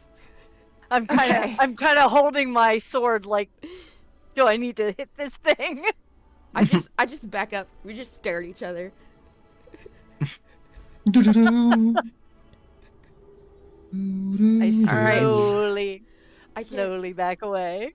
I can't Can move you- my token though. You can't? No, You're supposed to be able to. it won't let me. It's just making me draw boxes. Actually, I'm not backing up. I'm just holding my ground with my longsword. 'Cause Cowboy standoff. I still think this is another one of those things. Oh my god, it fell over dead? No, it's not dead. I'm sorry. Went Oh. It died from the pressure. It was too much. I still can't No. shoot it. How about now? No, Bitch. How about now? No! Why is it small? no, still no. What's happening? I don't know. Maybe I hold don't on. Maybe if I understand. bring it out myself. Hold on. Let me see if I bring it out, if it'll let me move it. Nope. It lets me take it away though. Why is it small? Just give her own token back. Yeah, you kind of have your own token back, but like, what the fuck? It's Yeah, not no. working. Oh, yeah, that one lets me move it. I don't understand. Well, okay. So I'm still the dinosaur, you guys. Just use your Yep. imaginations.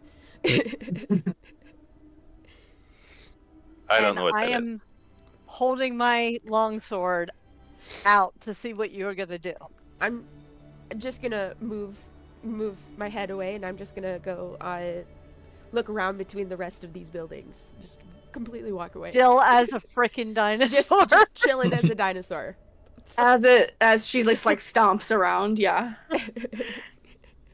All right, I'm gonna just I'm gonna kind of follow from a safe distance, but keep an eye on her because I still don't trust her. Yeah. As Dream was heading back towards the sunken ship, he just kind of patted her on the side because he's horror change. So he's just like, boop, boop. And just walks nonchalantly by. Boop, boop.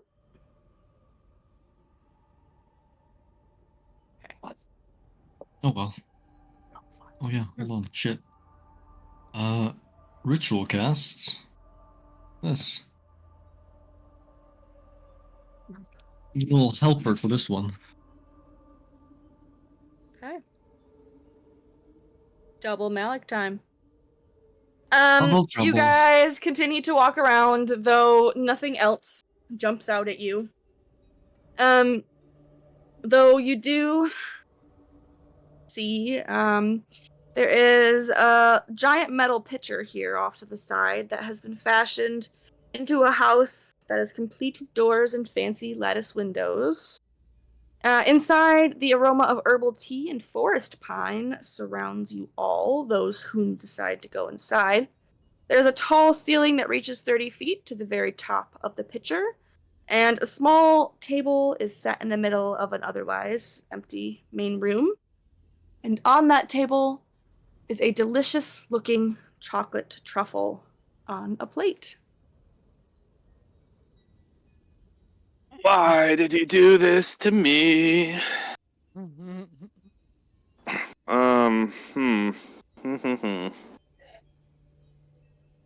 all's going to look in the house? I'm going in.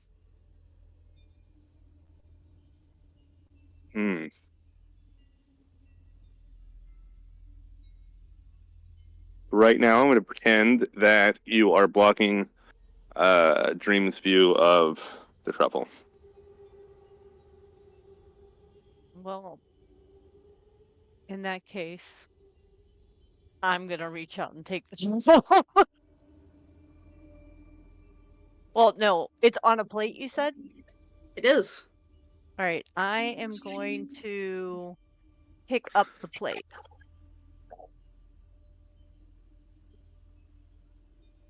Okay. You pick up the plate, and the porcelain is cold in your hand.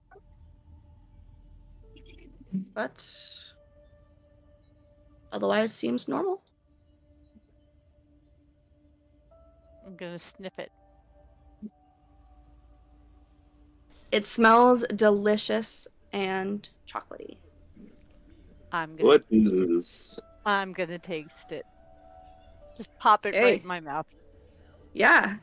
You take a bite, and it is delicious. That chocolatey, truffly feeling, the taste just blows in your brains and your mouth, and that deliciousness just and you just chew and you get all the delicious chocolatey goodness out from in between your teeth, and you are so enamored with this delicious, wonderful, yummy taste that you don't notice that your feet begin to leave the ground. That was the best thing ever. Guys, I wish there was more so you could try this. Silva. Yeah? He kind of nods towards the floor. What? Oh, why are you getting shorter? Oh! What's happening? And you are floating slowly further and further up to the ceiling. I'm gonna. Oh wait, she's inside the house. Yeah. Oh, okay, I'm on the outside. I was gonna grab your pant leg so that way you didn't go all the way up into the air, like into the sky. But you're in the house, Yeah. you're fine. You're too big. Thanks. You dinosaur not fit in the house. Yeah, I was assuming. By the way, by the time we got to the little house, I realized that Alcena was nowhere around and it finally clicked. So I do trust her again. That's good. That is good. Okay, so I'm just floating. Floating higher and higher. Dream will grab her pant leg. Okay, you stop her from going up.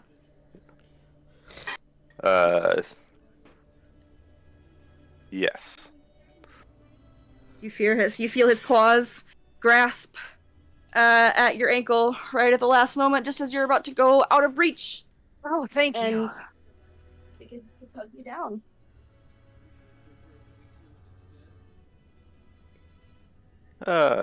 Please do not get carried away, Miss Silva.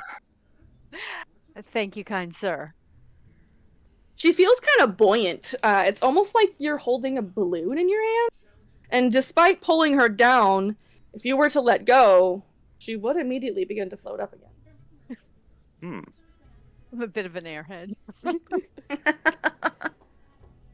I'm actually going to climb up on the table, still holding her leg, and then grasp both of her feet and leap as high as I can, and slowly float down to the ground. Have a little I fun love with it. that you're using me as a parachute.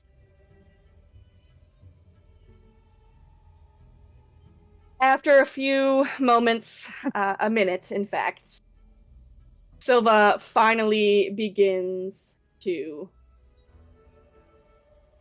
slowly float down. And she lands on her feet once more. Hopefully that wasn't mid-jump. No. That was kind of fun. Thanks for not letting me float away, though. I was afraid I was going to hit my head. Yes, we do not need you crashing back down. Yeah, that would have hurt. Good thought. I didn't even think about that part. I was just worried about hitting my head on the way up. Always thinking. You're a smart guy, Dream. I do my best. Well, now what? It's a shell over there I'd like to look in. Or is this chest actually here? It is. There's no reason that it's not. But it doesn't hold anything exciting. There's no pirate booty inside. Oh. If anything, it is a Burning. bit waterlogged and filled with more webbing. Then I want to go look in this giant turtle shell.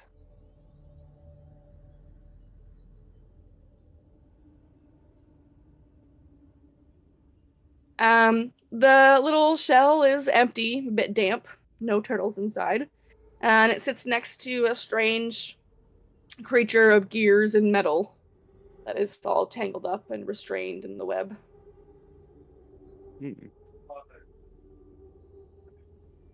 So, Grim, now that we're closer, these things, I assume, look like they are real items being dragged into this web. I can differentiate that they're not playground. Is that Yes. correct? This is not a safe place for children. So, that is a reasonable assumption. Does it look like they're being actively like drawn in further, or like this was something that happened and is done? Or can we not tell? That is not something you're able to glean at this moment. Okay. They all are various, like, quote unquote ages. Okay.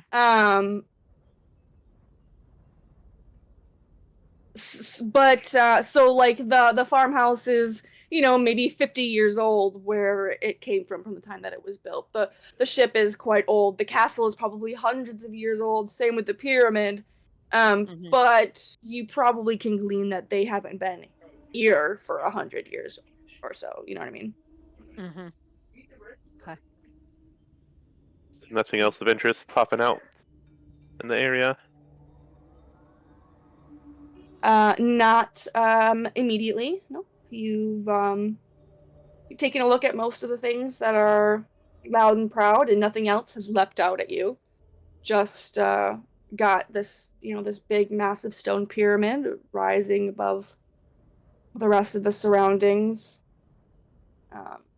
It does have like a little tunnel that leads to a crypt inside, but the crypt is empty. And, yeah, it does not seem to be anything else quite lurking. Okay. Then I think we've had our fun here. Yep. I'd like to ask these spiderlings about what happened here. What is? Wait, what did the sign say again? As you walk out, you look behind your shoulder and you see the sign reads, "The Nursery of New Ideas." All right, so I'm gonna walk up to this hunter spiderling and ask, what is this place back here? This nursery of, yeah. Yes, we watched as you were exploring that. It's a bit of it's a bit entertaining to watch, but yeah, the yarn spinner, he just uses it to help him come up with things for his stories, I guess. You know, archfays and their powers. You can do stuff like that. So does he like act things out in there or something? Oh no, I've never seen him do anything silly like that, but I don't know, it's sort of like the testing ground, I guess. Well, where does this stuff come from? Yarn spinner's imagination, if I had to guess. Just nowhere, everywhere. How he does it, it's beyond me. That's probably why I'm not the Archfey. Yes, the Archfey of in their realm of influence can make wondrous things happen. He's certainly a wondrous kind of guy. The hole in the middle of town.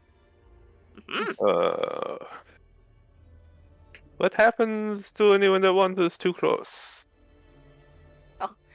Well, it's not where we're tossing the prisoner, so to speak. That's the entrance to the cobweb catacombs. Not the safest down there.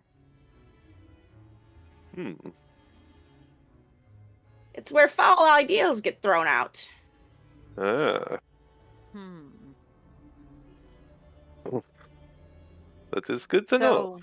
We've got the new ideas behind us. We've got the fallen ideas down there. Okay. Are there any other ideas around? Besides the ones in all of our heads, probably find some ideas over at the scriptorium, just over there across the path. The scribes, they're working tirelessly, have been for months. Thank goodness I'm a hunterling. Great. Chill, give me a d6 roll. You're welcome. Our pleasure.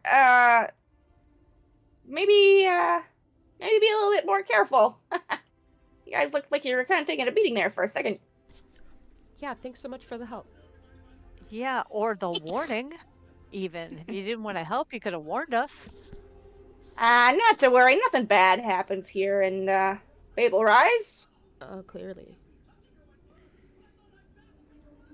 Nothing bad happens in Fable Rise. Okay.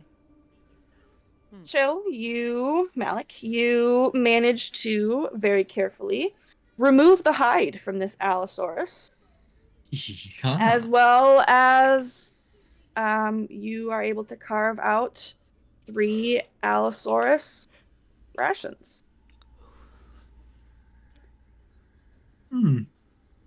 Runa, you make the last little scribbles of your scroll. You dot your I's and cross your T's, and you are finished. And you now have your very own scroll of knowledge.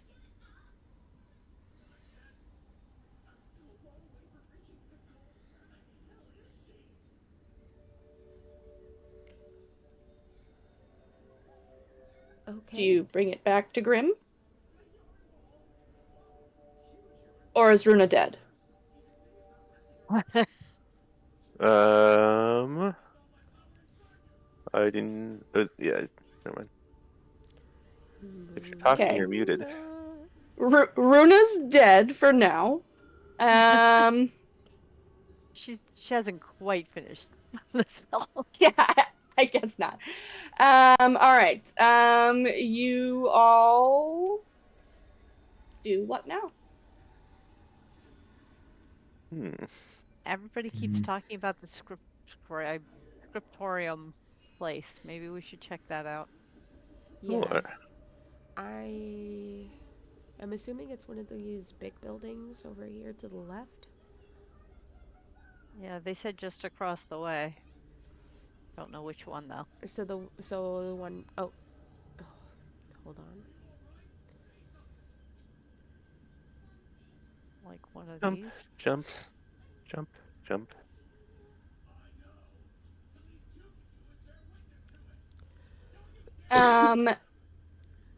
As you walk This down one the I'm path, assuming? Dream and Malik, you are approaching / passing a structure that is smaller than most in Fable Rise, but still beautifully woven from spider silk. And you are able to hear a sharp shout coming from the doorway. You little pest! Back away from my books! Ah! And vigorous shouting and commotion is otherwise heard from within.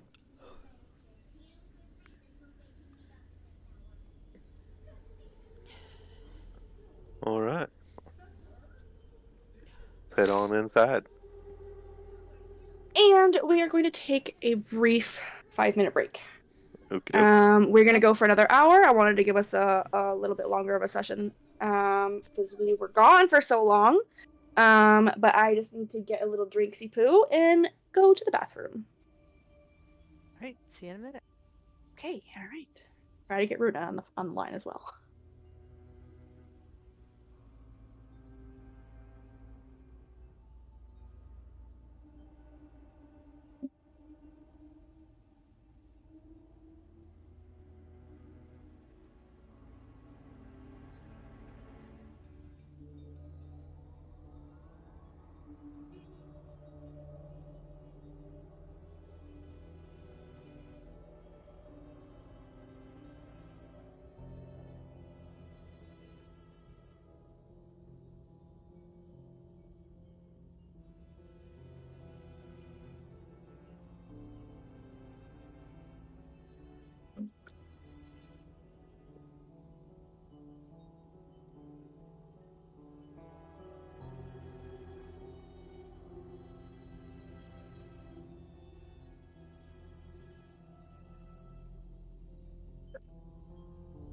Excuse me.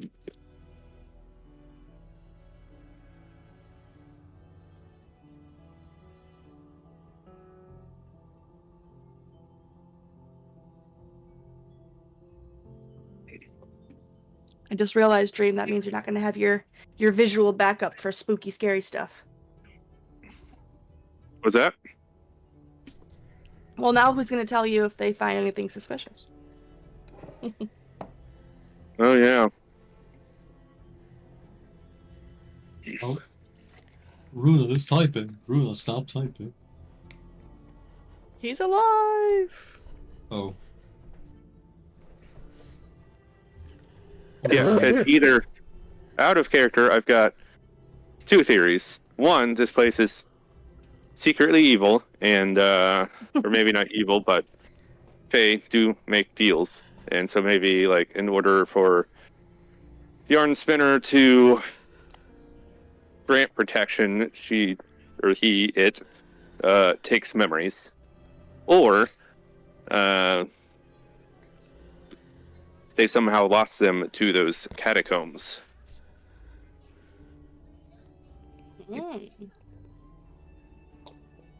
These are all good ideas. That I, of course, am not going to verify.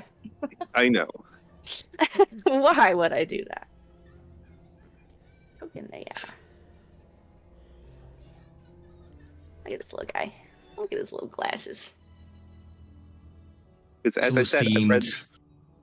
I've read a lot of Dresden Files, and then that lore, like, all Fae are, or not all, like, any Fae that has power, they're all about making deals and being Mhm. sly, and they can't lie, but they don't have to tell the truth kind of thing.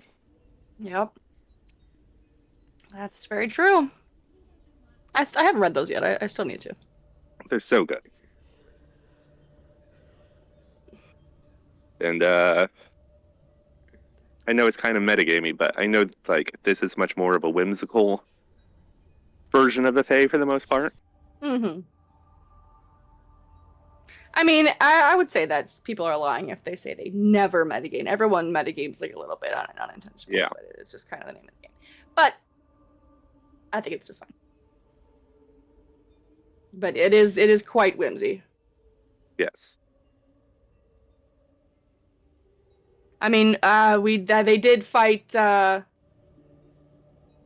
Captain Hook in Redcap form just before you joined on, so. I feel watched so that bad for episode. him. He should have lived. That was a lot of fun.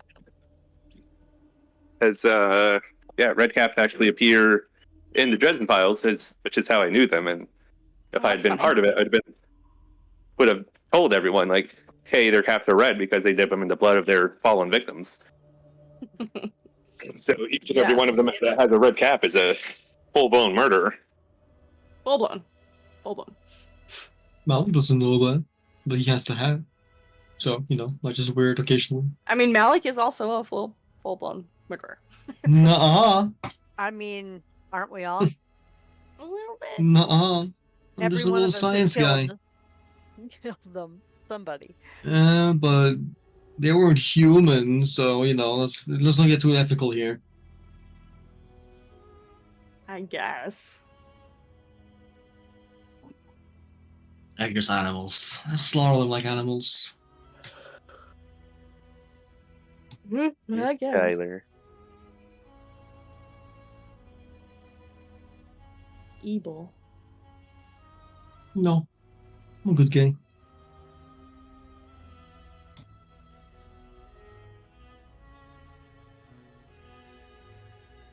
Yeah, and I am honestly surprised that my Scott Pilgrim method freaking worked. And so effectively. Yeah, I was ready to just Amazing. like get out of dodge, but it's like, let's blast this guy with the power. I of knew once you did that damage, there was no way you were leaving that fight. rock. That would have been a very, very hard fight without that. Yeah. Yeah, especially because his stat block was pretty crazy. Happy to share it with you at this point. He had 200 hit points, first of all. Armor Wow. class of 17. Dang. Strength is 22, con is 25. Plus, it has resistances to non-magical attacks of bludgeoning, piercing, and slashing. Fully Yeah. immune to poison and psychic damage. Can't be exhausted, paralyzed, petrified, poisoned. And then it does those 2 multi-attacks. Tough one. Yeah, I mean, it's a big rock. That wasn't It's a much, big old which rock. is why I was like, I'm not gonna try to like hit it. That's stupid. Kick. Break your toe. Yep. I think the name is very clever though. I like that. Yeah, once I saw the writer's block part, I was like, idea. Creativity. That's the idea.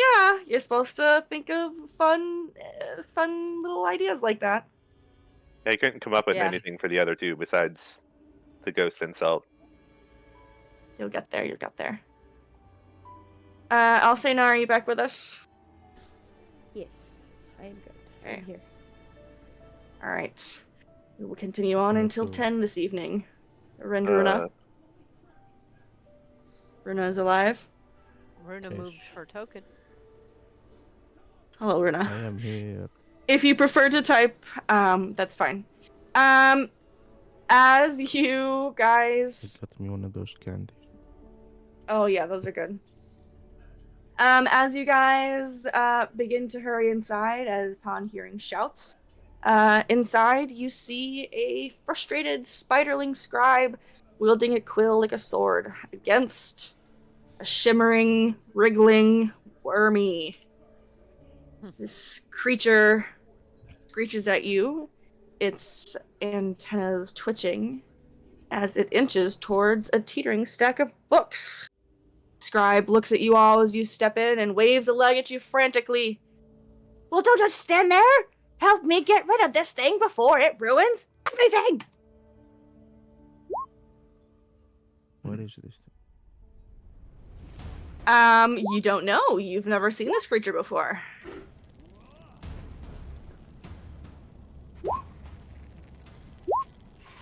Bookworm, probably.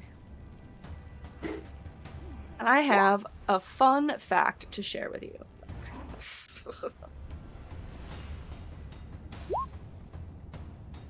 Why didn't Ruben show up? Well, Ruben! it's supposed to have a 10, not 18. Rubenus? Yaha. Alrighty. Oh, I see him.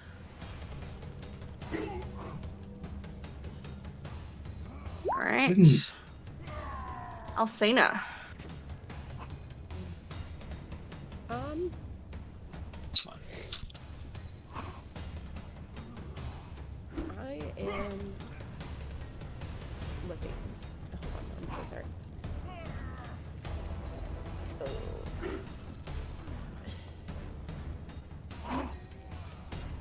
Nope, stop it.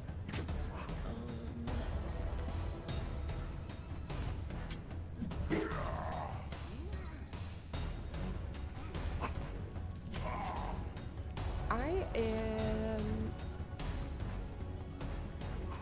going to move up to the entrance, and then I'm gonna thorn whip it and see if I can pull it away from. Wait, is it big or small?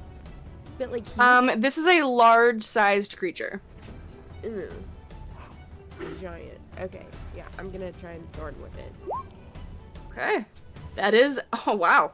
Well done. That is successful. Sweet. Oh, and I'm pretty sure that's max damage as well. What is it? 1d6? Yep. Okay, hold on, though. Okay, it's large or smaller. Yep, you're good. So 10 feet towards you. Nice. Here you go. And you did max damage on that bad boy? Yes. Very well done. It shrieks and hisses as your whip Well, slices into its little skins. And it's grappled, right? no, it's not grappled. It does not say that. No. Oh, it's not. Okay. No. Yeah. It I was just like, did I pulled miss it- something? Yeah, it no, she pulled just it and then let go. wraps around Yeah, and then and then- unwraps around. Oh, Yeah. right, because it's a whip. That makes sense. Right. Okay. Yep. That is it for me. No giant dinosaurs in I am all out of my wild shapes until we go night. these close quarters. All right. This guy is going to climb up onto the wall. He begins to traverse the ceiling, making his way directly above the wormling.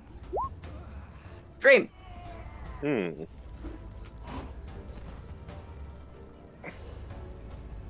When we came in, what was the wormling? Where was its attention? Books. Papers. Okay. A nice big stack of books that's not actually shown here, but is here.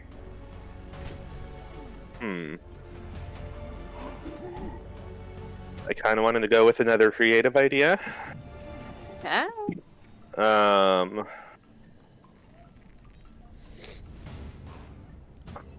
Is there on that table? Is there like an extra quill and ink?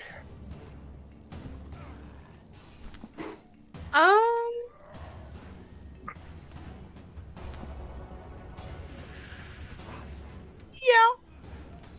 All That's right. fair. I will quickly step to the table, grab a quill, and on a blank sheet of paper, just write, "And the wormling ran away," and crumple it up and yeet it at the wormling.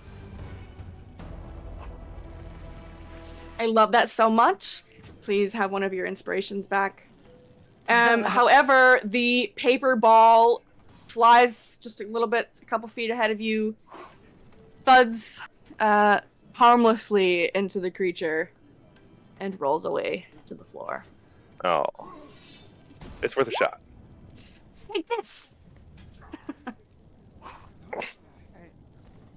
I'm gonna step inside and I don't think I have any stats for this, but I have the handhook of grappling.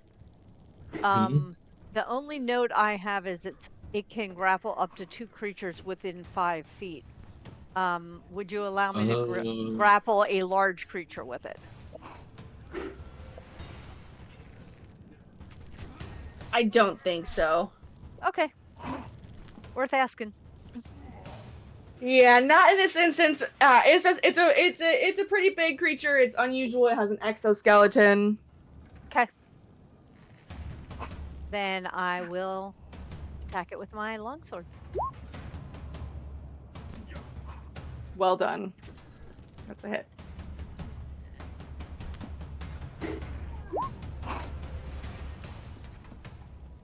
Oof. Doing really high damage with those longsword and unarmed hits. Your sword slices down, severing one of its little tiny leggies. And again, as you give it no quarter. But the punch misses probably. Your knuckles just glance off of its shiny, hard exoskeleton. Oh, fuck it. I'll do a d6. Literally the whole reason for my class. Misses, probably. It does. It does miss. Do you have a body inspiration, question mark? From earlier? I don't think I have it any. No, No, she you used used it I as didn't soon as it was wow. given. Mhm. Yeah. Mm. Yeah, I thought so. Runa.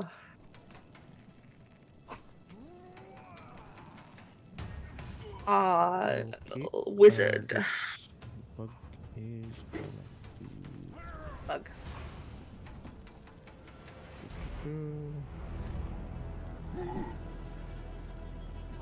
Let's just ask it to chill out a little. Unfortunately, that is a miss. Your spell just glances off of it. I'll do it again! No, I can't, never mind, I'm kidding. You Stupid, can't. never mind. Leave me alone. It's a friend here.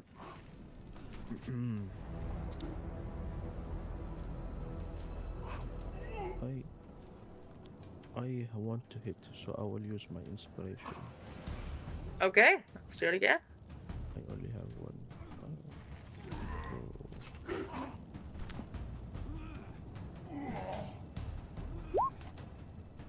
That's also not a hit, as the spell glances off of him once more.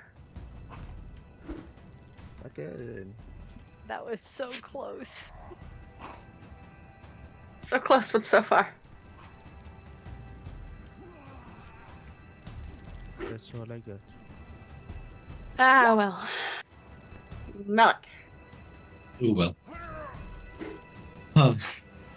Options I do have, but I'm gonna be smart about what I do here. So, jimble jamble inside, and stabby stab. Okay. Key like that. Wow, okay, that's Oh. hit. I didn't even go for the damage, honestly. But that damage, as well as, I'm assuming just Silva takes it. 1 free melee, whoever wants it. I can probably do the most damage, I assume. Probably. You roll high as hell.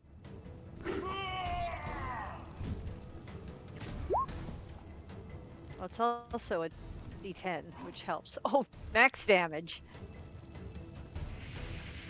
That is a big ol' attack, yeah. Oh, that's Thanks, perfect. Malik. And then Malik will just shout out now, and we go to Ruben, and Ruben will cast. Let's see, where is it? Sleep. First level. 5d8. That was really bad. Yeah. That's about average. Yeah, 20.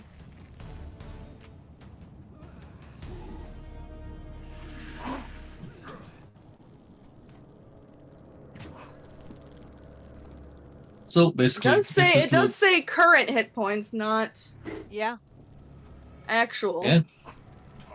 That was a pretty decent time to use that. Mm-hmm. I'm smart. Yes. And I really need Ruben to leave as the wormling drops to the ground in a slumber. I'm smart.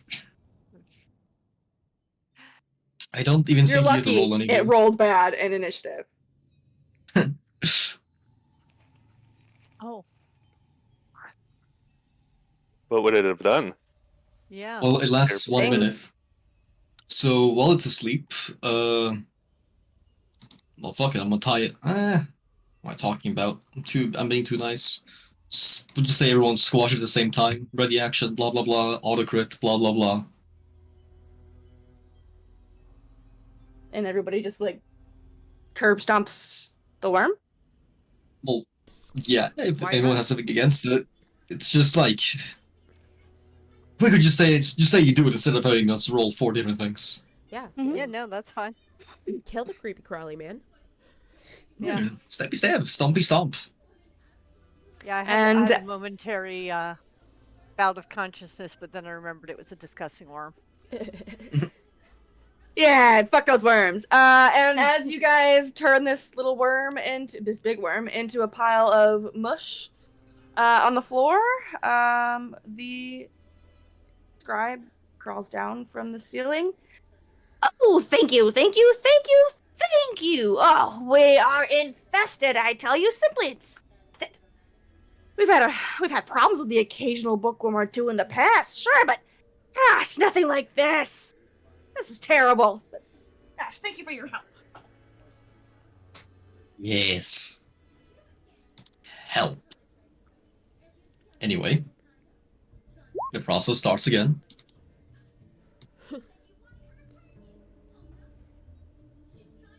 So I'll just be here for 10 minutes.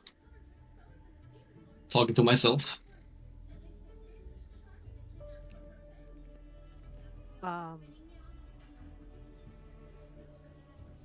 So I'm gonna ask. So you said there are lots of these things around? Yeah, we've only had we've had them come up every now and then, but we've had so many lately, and it's all because of that boy who escaped. I'm sure of it, but Yarn Spinner just refuses to do anything. I'm sorry, a boy that Wait, escaped? what that escaped? From when? Yeah, a boy. He escaped from one of the Fable books, you see, and I guess he made some kind of bargain to leave Fable Rise. Yarn Spinner won't say what, but ever since, well, we've seen more and more of these monstrosities. If I knew what book that boy came from, I might be able to root out the problem, but thousands of books in the library. Oh, but, you guys seem like, strong, capable folk. Look what you just did. If you ever happen to head down into the Cobweb Catacombs, well, you may be able to find some sort of clues down there. Sounds more and more like we don't have a choice. Wait, so what did this boy look like? Did anybody see him? Well, you must have seen him. Well, I don't know that I've seen him, but Well, when did he escape? Oh, I think it's been a couple of months now. How do you know he escaped? Like, who saw him escape? Somebody must have seen him. Well, everyone was talking about it. I don't know exactly which of us seen it, but well, Yarn Spinner was in a right foul mood, and there's some extra work to be done. That's been kept on being done. The typesets for the printing press, so they all got stolen, and then the rumor, I guess it's just a rumor, maybe, I guess, but I don't know. Seems pretty plausible. It's a Fable Rise after all. Okay. And did Yarn Spinner, or did anybody say what this boy's name was? No, talking about it is one of the forbidden fables. So if maybe you wanted to keep all the stuff I just said on the down low, that might be a good idea. I just wink at him. He appreciates that. All right. Could you direct us to the scriptorium? Yes, it's the building just to the right of the left of the auditorium. Big dome. Ah, okay. And what are these other buildings between here and there? Well, the building between this one and the scriptorium, that's where our printing press was. If you wanted to take a look at it, I guess. But yeah, those keys, they're long gone. And the other building between? There are two of them. This is the printing press building, and this is the scriptorium. Oh, I thought it was this. What's this one over here? This is the auditorium. Oh, gotcha. Yeah, that's Right, where Yarn that is Spinner where was. we were. Okay. Mm-hmm. All right. Okay, yeah, why don't we check out the printing press? Malik, give me a nature check. Yeah. DC is 15. Oh, buddy. Oh, boy. Yeah, I'll be fine, surely. +9 on advantage. Please. Okay, thank God. Oh, That was a close one. And Likes now to fuck roll with me me. a 1d3. oh. All right. You receive 3 pieces, fully intact, of shimmering chitin. I think that's how you say that. And it seems useful, at least valuable. Ooh.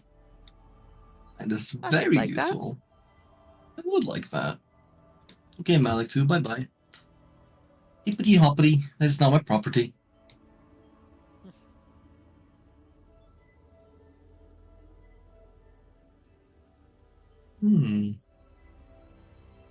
And you leave yet another building slightly worse off than it started. Hey man, slightly better. Get it right. It doesn't have a We're bookmark in it heroes. anymore. Yeah, I guess that's true.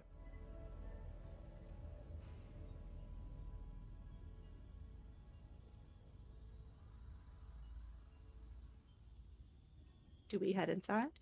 Yep, we're gonna Yes. enter. All right. This particular Oh. silk structure is void of spiderlings. In its It's a center printing press. is a huge wooden printing press dominating the room. Cool. The device holds a tray with metal typesets, each representing a character in the common tongue, or rather, would if the typesets were not all missing.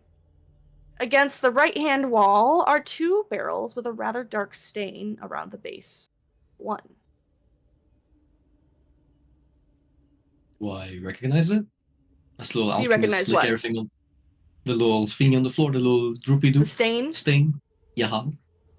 Since it's just a stain, it's not like a puddle.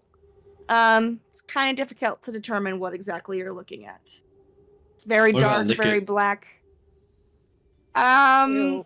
Okay, you are welcome to do so if you'd like to give me a Constitution save. Ooh, +0, +0. Ah, poop. Ooh.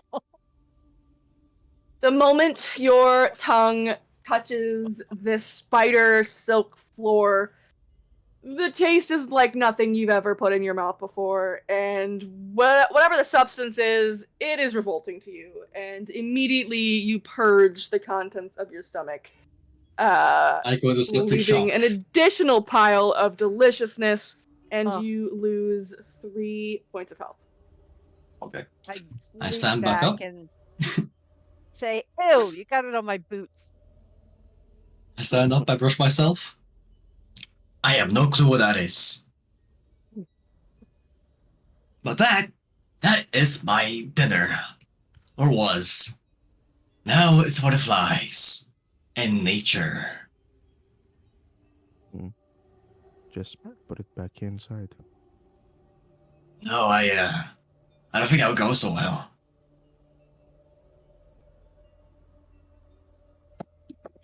I think that's a bad idea. Just do it. No. Are you telling him to eat his puke? Yes. Okay, I was just double checking I was understanding what was happening. Carry on. Carry on. you No thanks, freak. I'm fine. If you are so hungry, you may have it yourself, as I will gladly spare it to you. But I am not interested in my own vomit. As of now, at least. I already know what it tastes like. I already know what's inside it. There's nothing interesting about it. You should clean it, at least. Why? It's for nature. No, flies, rats, spiders. We're inside, Malik. You made a mess. Yes. Clean up after yourself. It's unhygienic. It's disgusting. I think it's fine. I'm sure they will. The not rats will want take care of it. Nature to be taking care of it in this place. I don't know, I see webbing, I see plants. Pick up a broom and start cleaning your shit.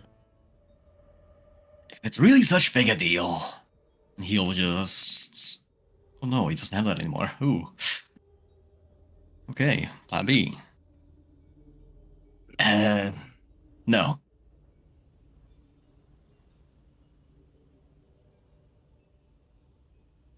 Yes?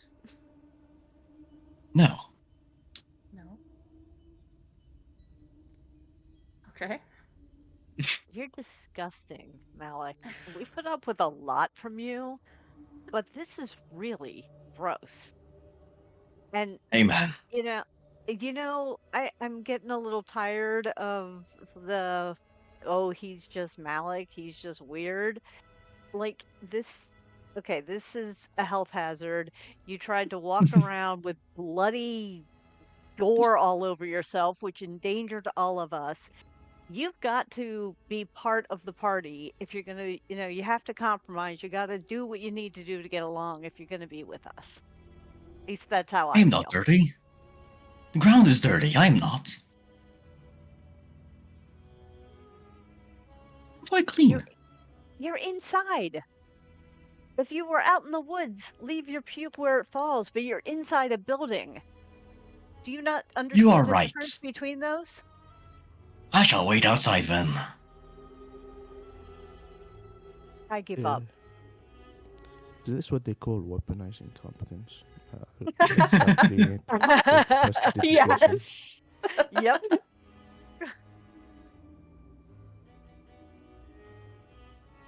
All right. Puke pile aside. And indiscriminate pile of black stain aside. There's nothing obviously interesting about this room aside from the coolness of a printing press.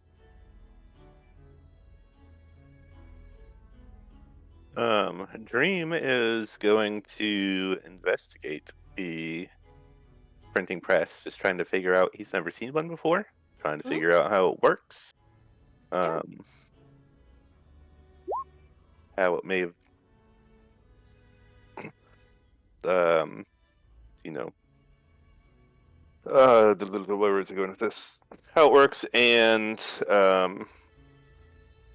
how someone might have.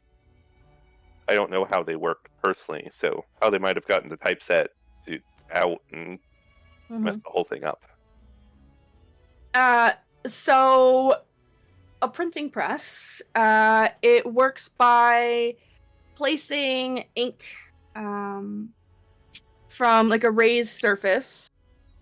So that's where we get our typesets, like an engraved plate, onto paper. It's a very elaborate stamping machine. And they would align those typesets. So it's very small. There's a couple still scrambled. Not every single typeset has been stolen.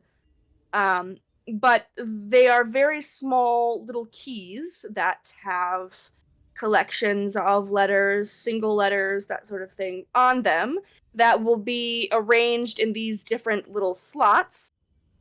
And so a T could go here, an H here, an E here. You leave this space blank, and the E, N, D, the end. And then you would stamp that onto a piece of parchment, and you could do that over and over again and make as many copies of flyers or pages of words or whatever is on these typesets as you like. Okay. Honestly, printing presses are super cool. They I'd are imagine. indeed. Yeah, Lisa is fascinated with them, but Silva's kind of bored with this whole discussion. Rona's definitely fascinated. Dream is just kind of going around and like, oh, and this must do with this, and this must go to this. But one could put two and two together and say, in order to stamp these typesetted items onto paper, you would need a medium, which could be what that black stain may have been. Oh, ink. Yeah, Possibly. that makes sense.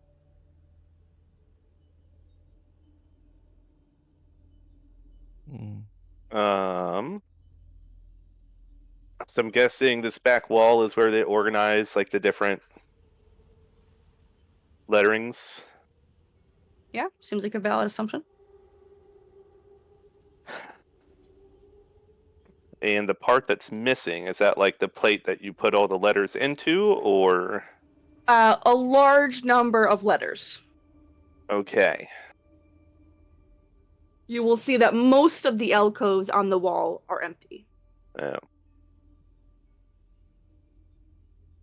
I was going to say maybe we could work it backwards and figure out what's missing by like see what's missing and try and figure that out to see why it might have been stolen.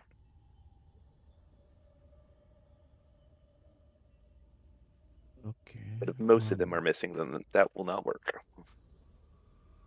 I'll take a look then and see if I can figure out something.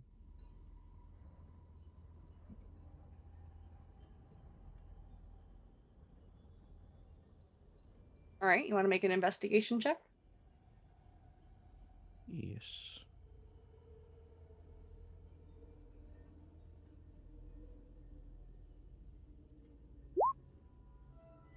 I'm not rolling well today. Yeah, as you walk up and down the shelving, there is very likely some sort of rhyme or reason to the way they're organized, but whether it's all of the mental energy you just expended, copying down that scroll, or perhaps the strangeness of the Feywild, but it doesn't seem to make any sense to you. You can't find a pattern or any rhyme or reason for why it's arranged the way it is. But you also notice that there are indeed a lot of them missing.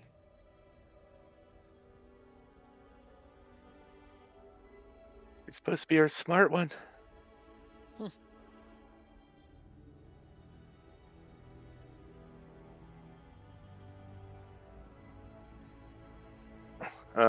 Could I do another investigation check to try and check behind Runa and see if I can figure out the pattern?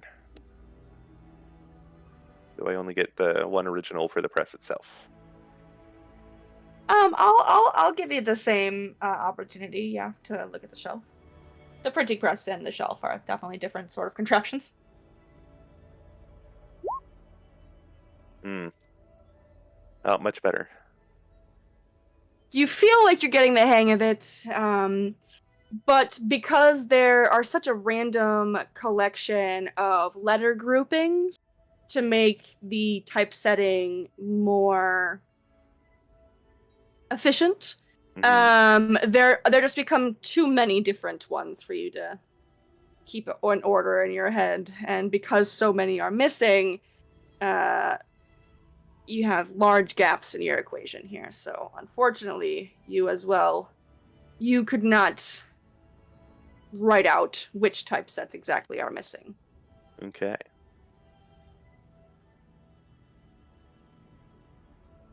Well, I guess I can't do a whole lot else in here.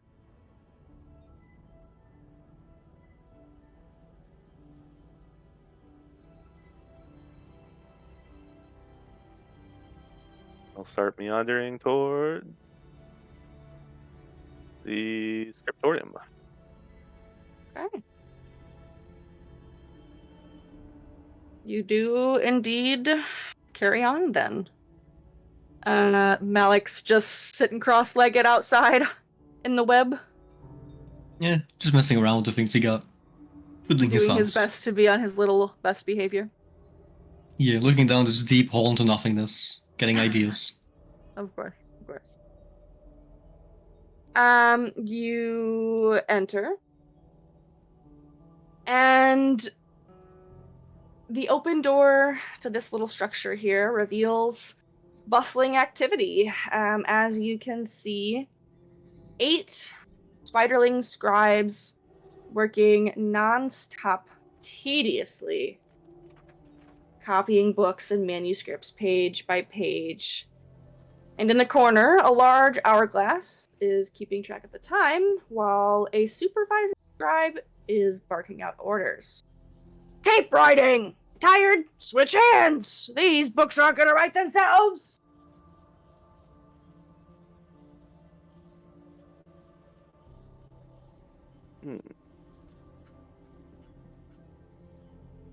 As you step in, it seems that he notices you, and he straightens a little bit taller, if a spider can do so, and says, I guess, my apologies for being rude. Without the printing press, we just can't keep up. All we do is copy manuscripts. Used to have free time, but not anymore. Don't suppose you've seen any lying around, have you? Not so much. Very scarce, the citizens here, besides the hunters up front.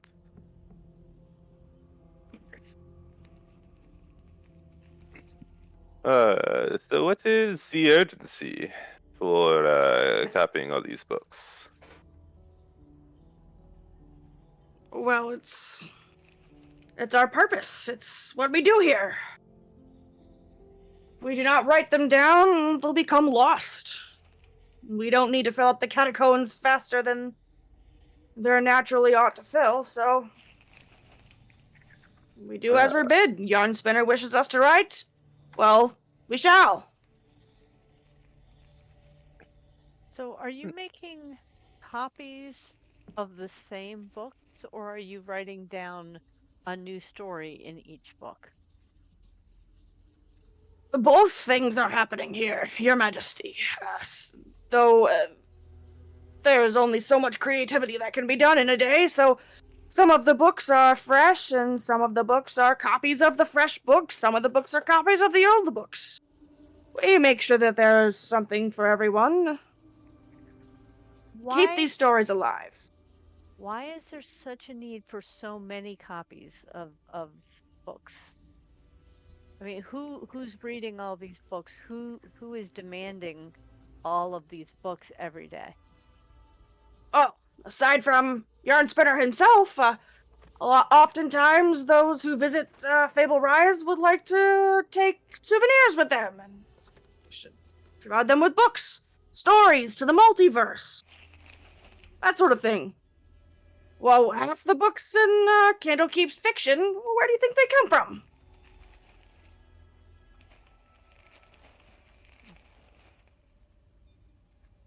Can I? Did they just say that the books come from Candlekeep's fiction? No, they were written here and go to there. Oh, Can I Half- have an insight check? Half the fiction books in Candlekeep are from here. Yeah, absolutely. but you said that I don't recognize any of them, and I Well, lived that sucks. my entire life in Candlekeep, and I haven't heard of any of them. Do you share that information? Yeah, no, that's what I'm saying.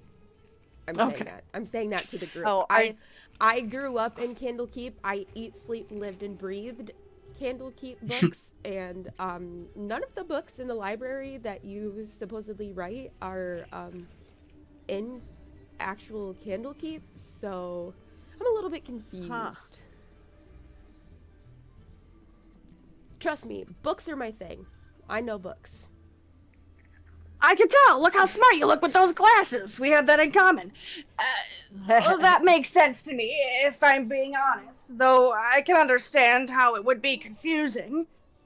The stories are repeated for everybody. People experience the same thing in many different places, many different ways. So the stories that you may find written here, well, the subject matter and the story itself, well, that is what goes to Candlekeep and other places along the multiverse.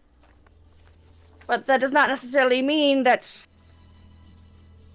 they are called the same thing. We simply share the stories. What they choose to call them, where we deliver them, that is up to them. Who's coming up with all of these stories? You individually, or are they ideas that are being given to you by, I don't know, the what's his name called? The web spinner, the high bay Yarn Spinner? yarn spinner. There you go. Oh, we're certainly not creative enough to come up with these ideas on our own. No, they come from our good friend Yarn Spinner. It's his entire thing, his stories and experiences and weaving those plots and things like that. I honestly don't question him quite that much, so I can't say I've ever thought about any of this stuff before. I'm starting to think that maybe you should. You maybe should be questioning stuff like that. I'm just gonna look over the spider's shoulders, just nonchalantly reading what it is they're writing. Yeah.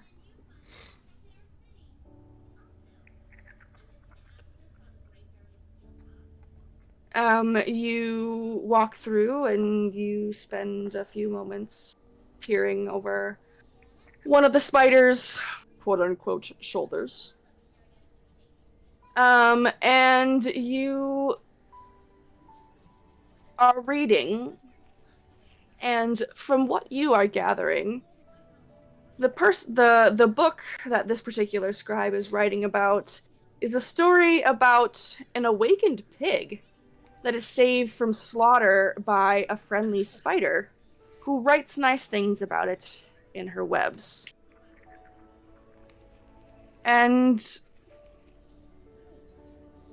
you recall, fiction wasn't exactly your forte, you were more into learning, but you've definitely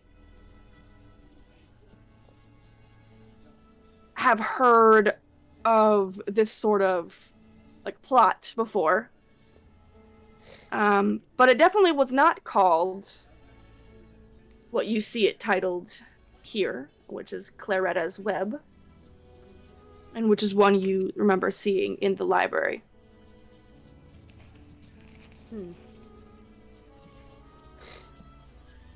interesting. I'm just gonna go back up to the front. You guys, I think that maybe we're gonna end up having to go into the catacombs. There's something not right about this place. Those of you That's so. great. Wait. Uh, I want to ask, just on the off chance,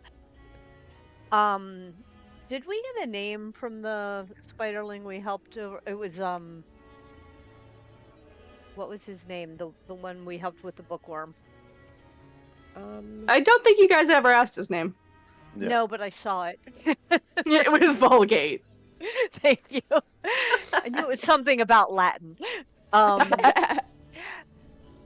So we helped out Vulgate with a bookworm over there, and he was telling us that you've had a lot of problems with them lately. Have you noticed the same thing? Yes, we have lots of bodies in here, so they aren't as keen to show up in the scriptorium. But yes, the House of Many Languages, it's often only occupied by Vulgate, so he is a little bit more of a target. But yes, he's not wrong. We have certainly had more of an issue with them as of late than ever before, at least in my memory. And do you know, does that... He mentioned that it seems to have happened around the time that a boy escaped from a book. Do you know anything about that? Oh shit, I wasn't supposed to say that. He looks sort of shocked. And then he looks a little sheepish. No, Silva, remember that is one of the stories that we were reading in the library. Right. I'm so sorry. I knew that. I sometimes get confused. My apologies. Please don't think that your friend was speaking about silly stories. Whatever Vulgate was doing doesn't really concern me, but I'll tell you what, if you get us back those missing typesets, I'm willing to tell you a couple of things that I might. So, okay. So do you have any clues about, or can you give us a time frame, anything that might lead us in the right direction? Or is it just in the catacombs? Look, Your Majesty, I want to give you the answers you're looking for and all, but you're never gonna catch me alive down in those catacombs, so all I know is that's where the lost and discarded ideas go, and since that boy escaped from his book, as you say, well, more and more things are being lost. Not to mention, those bookworms are becoming more and more active. Where do you think the worms come from? Down in the catacombs. So they come up, the ideas go down. Have you seen the ideas go into the catacombs? How do we know that's where they go? Oh, sometimes if Yarn Spinner comes up with a story that he doesn't like that much, well, he'll come right out of the auditorium and he'll toss stuff down there himself. Okay. So people have to throw them in there. Well, and the worms, they take it back to their lair. But, yeah, we sort of feed them, I guess. Now that I'm thinking about it, probably isn't like the best situation, but I'm not in charge here. I just do what I'm told. Whatever pays the bills. All right. I think Alcina, you're right. I gotta head down. Oh, yeah. If we could use a little rest before we do that. Oh, good point. Yes. I need like 4 hours. If we could do 4 hours, that. I was thinking 8 hours. Yeah. I mean, You guys are feeling a bit peckish. There's those huts on the other side. Well, they're for people spending the nights. Benici, Oh, sorry. I think I will call it a day for today, and in the morning we can begin our journey downwards. Yes. Sleep tight, friends. Alcina just inches away wordlessly. Yeah, just walk away in disgust. You find 2 domiciles unoccupied. Vault being in this one. Yeah. And they are fitted with multiple little sleeping bags. They're warm, cozy, block out the light, the sound.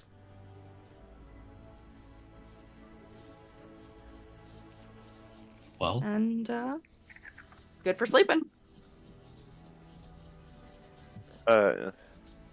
Yes. There's still. Hold on. So there's only 2 unoccupied. At the moment. Okay. But there's multiple sleeping bags in each. Well, I will ritual cast. What my idiots. spells? I love that spell. We all do. It's a wonderful smell. It is. So I'll probably accidentally walk in on Vault unless there's like a door that closes, because that was the one I was heading to. You walk in and you do see her sleeping in her little sleeping bag. And I can tell for sure. Like I know it. I didn't see her for a long time. Yep. But You it's know like, without a doubt that this is Okay. your sister. okay. No amount of not recognizing you would stop you from recognizing her. Okay. Well, And I'll watch over yeah, her go on. for a little bit, and like just kind of Seems ponder creepy. what the hell's happening. Or going over and making myself a tiny hut. Okay. Malik, what are you doing? Well, as everyone goes to sleep, Malik will go back inside this little spider congregation. And quick questions. So, you like to work. You have skilled, dexterous hands. Oh god. Now, what if we struck a little deal? And he will take out blah blah blah blah blah blah. Where is it? The 150 gold worth of materials I bought. And So, I have this little project, but I struggle with time. If all of you would help me out on this little project, what say you to getting a little reward of your own choosing?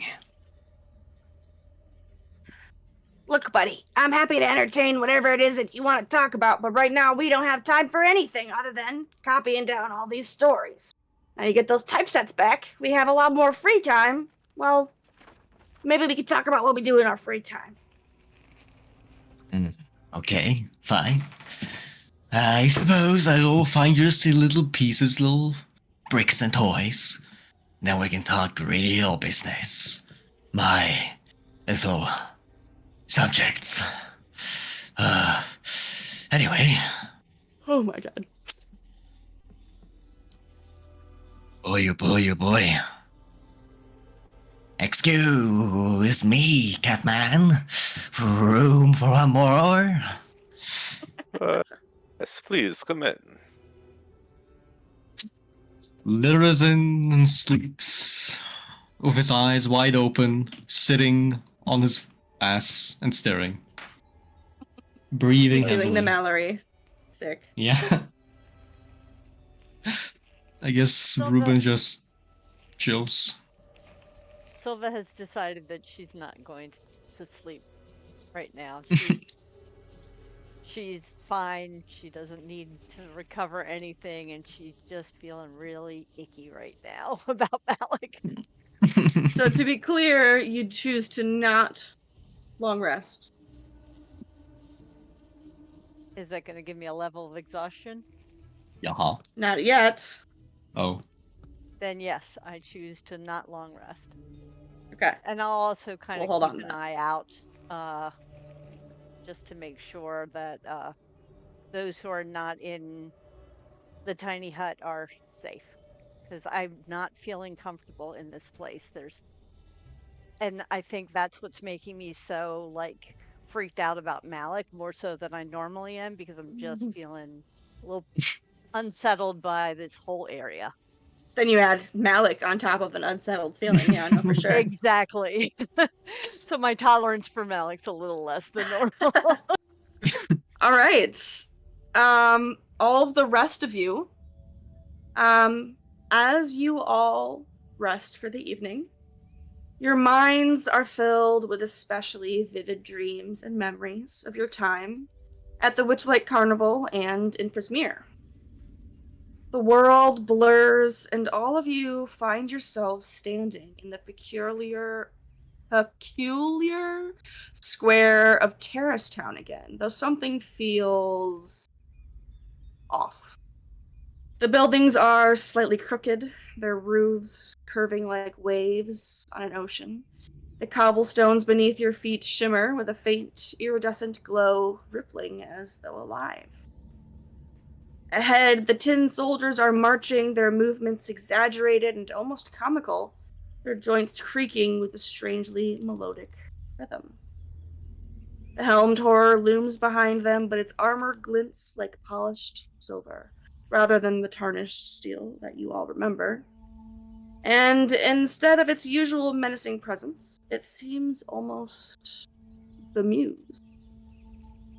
The battle begins as you remember it, or almost.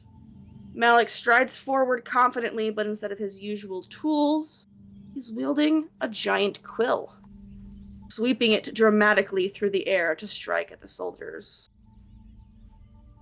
Ink splatters across the cobblestones, and where it lands, wildflowers spring up, curling around the Tin Warrior's legs. Dream shouts something inspiring, but his words float out of his mouth in shimmering bubbles, drifting lazily toward the others before popping with an audible. One of the tin soldiers catches a bubble in its hand, tilts its head, and tucks it into its breastplate as if it were treasure. Reuben moves through the fray with surprising grace, his mace glowing faintly with radiant energy, and every hit lands the sound of a tolling bell. Instead of crumpling, the tin soldiers bend and bow, performing awkward little curtsies before toppling over onto their heads. Bruna's usual reserved demeanor is gone, replaced with theatrical gestures. She's waving her hands. And instead of magic, waves of candy spill forth. Peppermints, caramel swirls, and licorice ropes tangle the tin soldiers, rendering them in her sugary snare. Amidst it all, Alcena steps forward with calm determination. She waves her hands to summon a spell, but instead of arcane energy, she conjures floating orbs of jelly-like light that bob and bounce through the air. And as the orbs float toward the tin soldiers, they burst harmlessly, filling the air with sweet, fruity aromas. As the last tin soldier falls, the helmed horror steps forward, and then it pauses and shakes its head. "I yield," it says. "Your teamwork is simply unmatched." And as you all relive this memory in your sleep, you are somewhat surprised to see a large, ghostly spider looming in the background, tucked just behind a little hovel. It does nothing, not even moving, just simply watches you. And then, in the morning, you wake.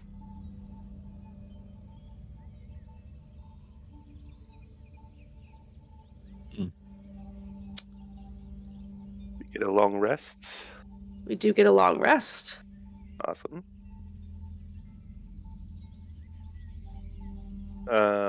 Everyone but Silva, of course. Alcina Yes. just wakes up and furiously jots down the entire dream from start to finish, like discombobulated. All my thoughts go right in the journal.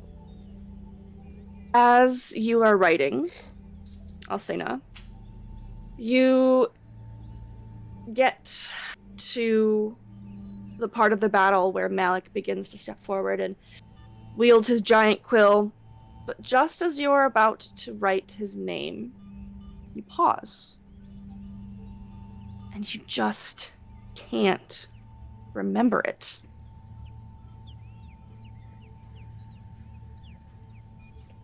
Interesting.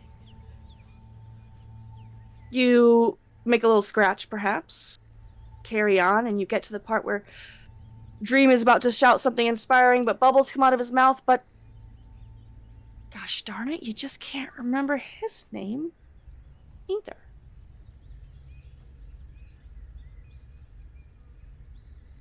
Hmm.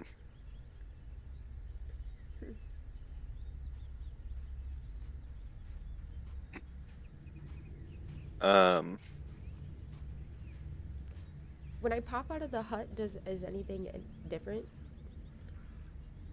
Doesn't appear that way. I see Silva in front of me. Do I remember her?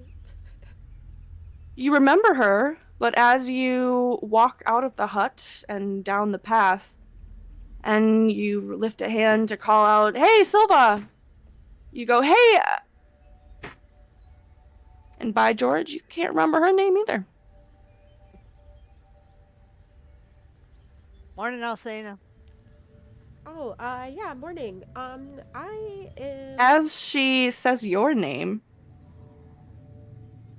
you have to take a look around over your shoulder because you do not know who Alcena is.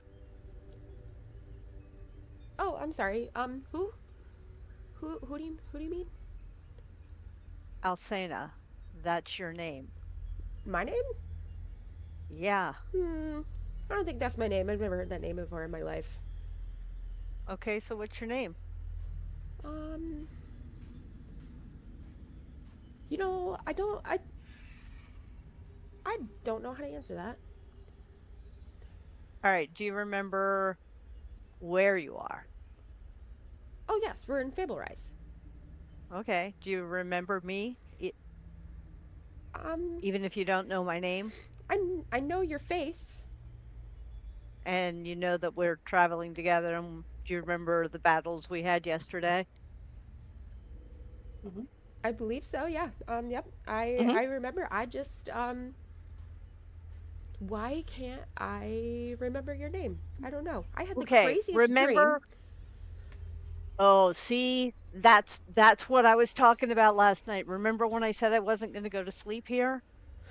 I mean, obviously, I don't think we got to get out of here soon, or we're all going to be exhausted. Because I don't think it's safe for you to sleep here. You've lost something. What did you can't. lose? She can't remember her own name or mine. Yeah, Do you know Catman. him? I remember Catman. And very, Mm-hmm. very creepy dude over there that can stay over there. He can stay there. Oh my God! Heavy Do you know breathing. what this is? She's calling you Catman. Malik does that. And Dream, as you step up and she's talking about Malik. Dream, you don't know who that is. Yes, the creepy one. He stayed in my hut last night. Should be awake soon.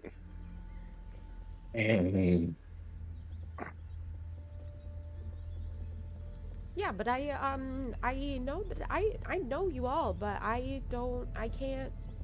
Your names just aren't coming to me. I tried to write down the crazy dream. Did anybody else have a super crazy dream?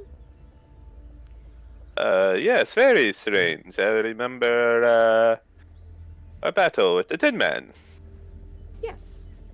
Yes. I casted candy, I had which was pretty cool. jelly for magic. Wasn't very effective, apparently. But yeah, no, I'm not. I am super confused. So I'm just gonna need everybody to go down the line, tell me all your names again, and I'm gonna, as they're telling me, I'm gonna write them down in my journal, so I don't get them confused. I'm Silva Emberfist. You usually just call me Silva. Okay, Silva, love that. Appreciate that. And you said my name was what? Alcena? You're Alcena. Alcena. Okay. A little fox begins to trot down the path, though he stops as he comes across the group of you talking. And it lets out an exasperated sigh. Not this again. You two leggers are all so boring. It's wake up, what's my name, freak out, eat food, go to bed. And What Wait, do you mean? What? I'm sorry. Can you repeat that one more time? You're not going anywhere until we have full conversation, sir. That sounds a bit rude. That's Wait, where did we're the- gonna end the session. We're gonna start Wait. the session right there. So now Do we're the all others schizophrenic. know their names? None of you know any of your names. Silva, you are the only None of buddy who you. knows what's going on. Runa, you do not know your name. You do not know everyone else's name. Malik, you do not know your name. You do not know everyone else's name, though that's not really different. Yeah, nothing changes really. Silva's Okay, just naming them all off. So everyone has basically got Malik's amnesia, except that he now can't remember himself either. That's correct. Yep. Does Dream remember Vault's name? Yes. Okay. But is it just limited to our names, though? Like, we know that Yes, we are, you like... know them. You simply forget their names. Okay. Not, like, what we can do and, like, all of that. Our backgrounds just... Yes, you're all level 1 commoners. Enjoy that new Welcome. block. Welcome to the Malik lifestyle, where you know nothing about anyone's names. And everyone is just a thing. That's hilarious. We're all just people. And that 20 on the portent is gonna be nasty. Yeah, Yes, I it is. friggin' hate that. Thanks, Runa. Awesome. Mhm. All right. Well, that is our cliffhanger for this week, but we only have our normal time in between, so it won't be so bad. We'll see what's happening with all of this when we come back next week to this All right. nameless party. All right. Yeah. Jeez. A man has no name. Mhm. Exactly. Okay. Yes.